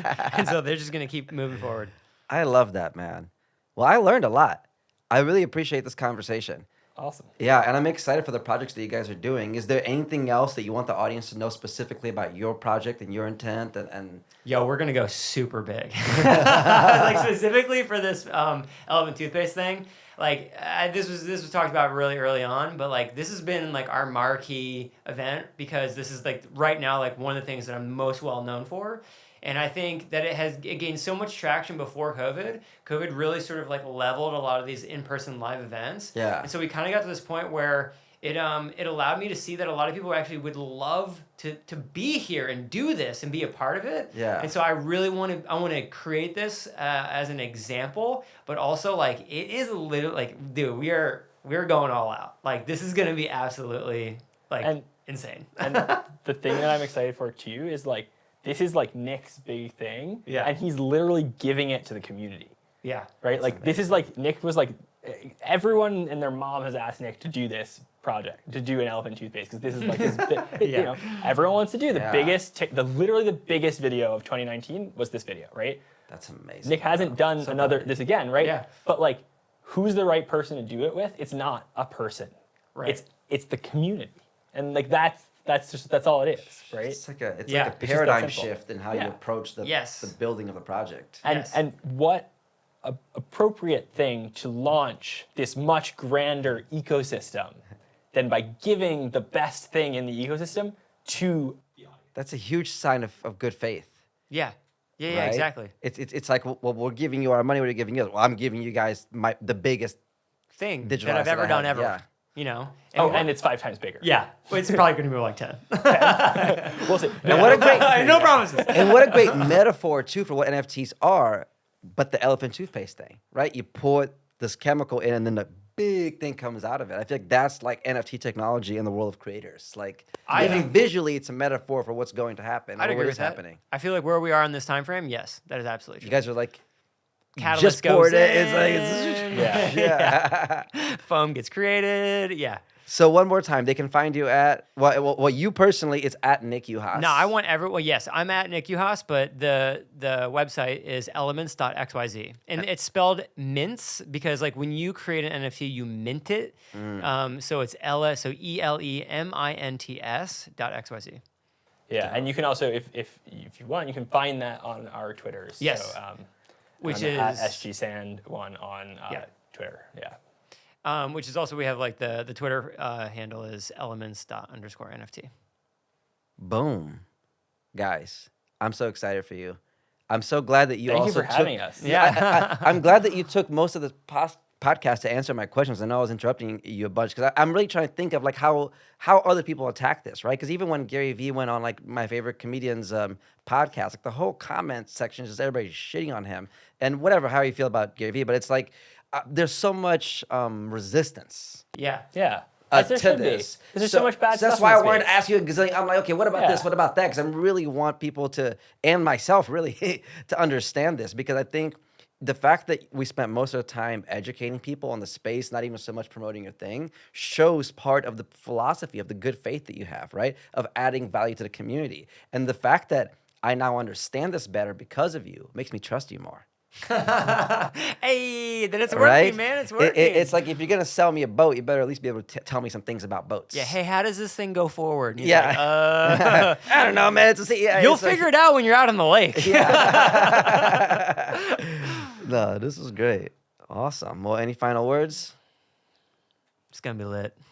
Yeah, I mean, we hope to see everyone. I'm just, this is, it's one thing when you build things on the internet, which is incredible, but I think bridging in digital to physical, we talked, it's kind of difficult sometimes to tie ownership digitally physically, but just, whether people can be there or they don't want to be there, just like, I'm just excited to collaborate with everyone. Like that's the fun thing about venture capital investing is that I get to work with a ton of founders, right? Yeah. Like that's the fun thing about sort of Creativerse, the creators get to work with each other, but like, oh my God, like the orders of magnitude increase of how many people we get to work with now via the community, like it's just you can't compare it. I mean, that's just so exciting, and like I hope that everyone like gets the excitement that I get, because I think that this is like you look back and like what are the big things that have happened? Like the internet happened, like we're at the nation stage of something that's like the internet level big is Yeah. kind of how I see it, and like who knows how it's going to play out? It could all go to zero. It could go to the moon. Like, who knows, right? But then again, so could everything. But like Yeah. we get to be there for this exciting moment where like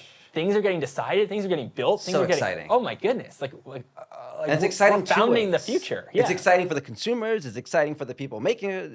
It's not just a one-way excitement from like the creators down. It's from the Yeah. participants up too. Like Yeah.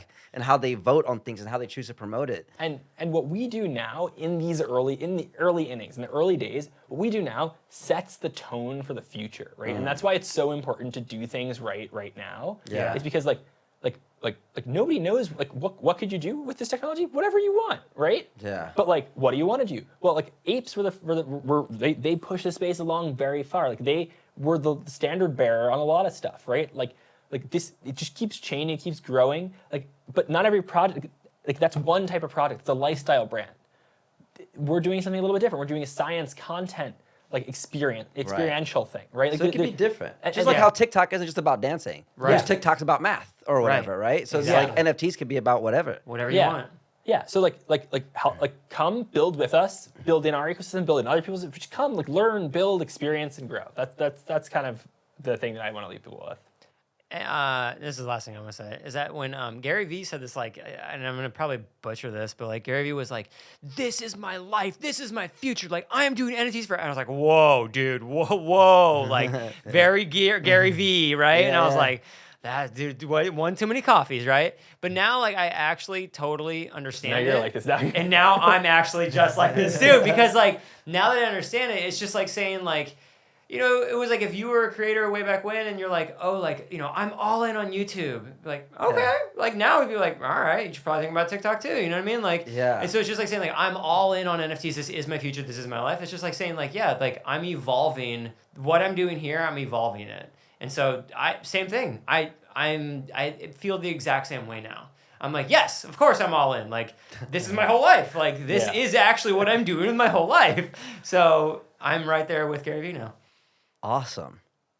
Well, I learned a lot. Man, I hope you guys learned a lot too. Support the homies, you know, learn, get involved. Don't spend all your money on it. Be cautious. Be curious, right? Yeah. Yeah, It's like, be ask curious, questions. get involved. It's the future. It's inevitable, right? True. Might as well know what's happening. Yep. Yeah. And that's a wrap, y'all. Word.